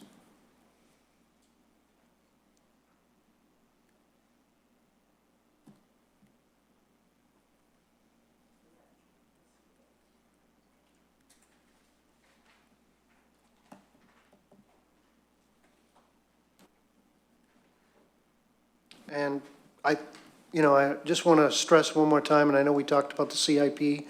I think the capital is, particularly with the stormwater, is going to be challenging and needing direction from the board on where we're going to go, not just for 2019, but as we take that plan out 5 years, how do we see attacking those projects?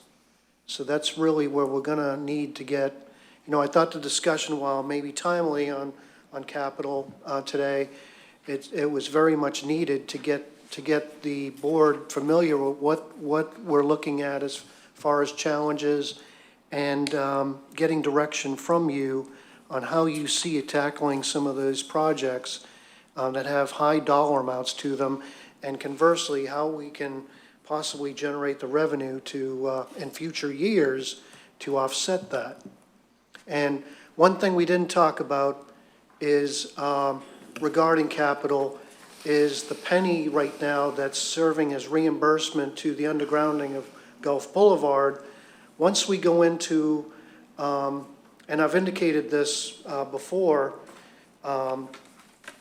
as it applied to the refunding of the, that we just had on Tuesday, as we go into October, we're going to get another 650,000 of that penny, and by that time, I should be able to reimburse pretty much all of that million for the undergrounding of utilities.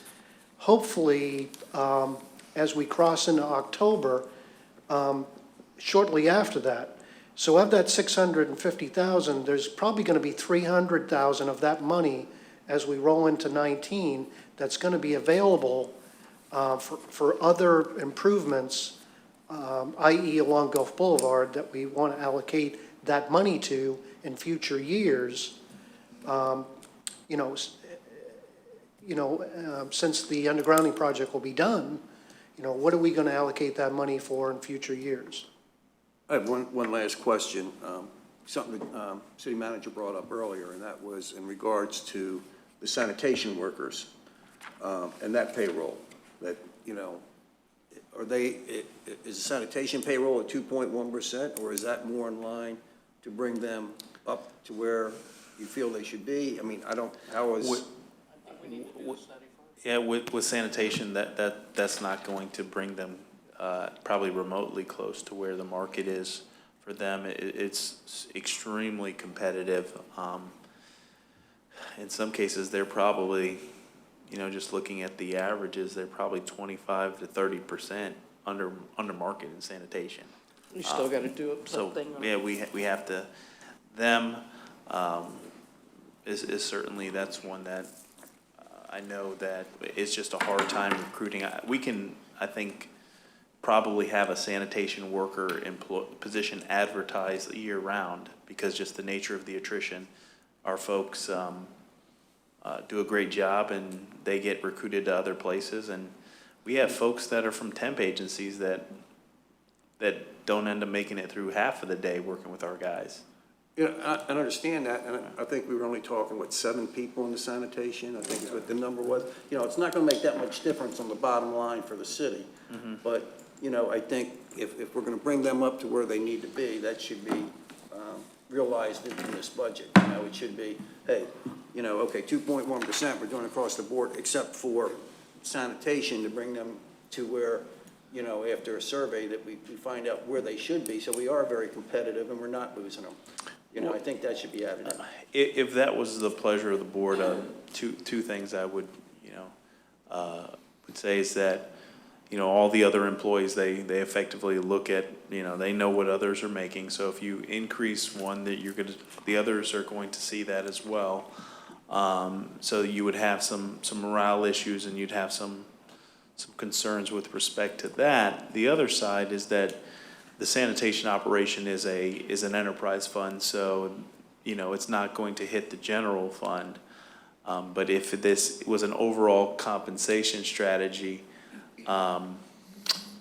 we can, if it was to look at those positions, I would say that we have some positions in the organization that we have some folks that I think are making less than $10 an hour there, and one thing you could do is effectively say that no full-time position that is employed by the organization makes under $10 an hour, and that would effectively impact some of your folks. I don't know if we have any at that mark in sanitation anymore. We have some in the rec center too. But we have some in the rec center that are there. But let me think about some options and some ways to look at that. I just want to make sure our employees, be it the rec center, be it the sanitation people, are taken care of without burying the city. Yeah. By the way, just so you have as much information as you need, the personnel part of the budget is based on, as the city manager mentioned, 2.1% increase. I also looked at it, what would it take to fund 3%, and it was only about 18,000 that would impact the general fund to have everybody at 3%, because I think the question last year was, what's the difference between a 3 and a 4%? And expecting that type of question, and again, keeping the firefighters at the same apples to apples, the 2.1, if you brought everybody in that it was funded through the general fund, there would just be an increase of like $18,000.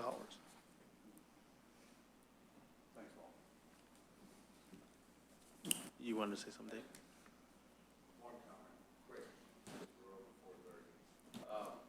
Sanitation, marina, just to be clear, those are enterprise funds, and those employees are paid from those funds. Yeah. So when we calculate what the impact is, some of it, we can calculate the general fund impact, the sanitation fund. So, you know, if we say it's gonna cost 18,000 in holistic number, in essence, it may only be 6 or 10 or 12,000 to the general fund. But we'll work on that information and we'll be able to provide that back. And that concludes at least in the time frame that we have allotted, and then we'll just reposition the other items for the discussion on Tuesday. And you have some reading material from the finance director, and I have just the raw data for the community value survey hot off the press, so you guys will get that first, and then I will present that to you at the meeting on Tuesday, but you can look through here. And So the next budget meeting, budget workshop, is on the 19th, What, 1 o'clock? I'd like to add one more thing, that employee evaluations are done on Yes. every employee every year, and it has not lapsed. Yeah, please. Meeting is adjourned at 4:41.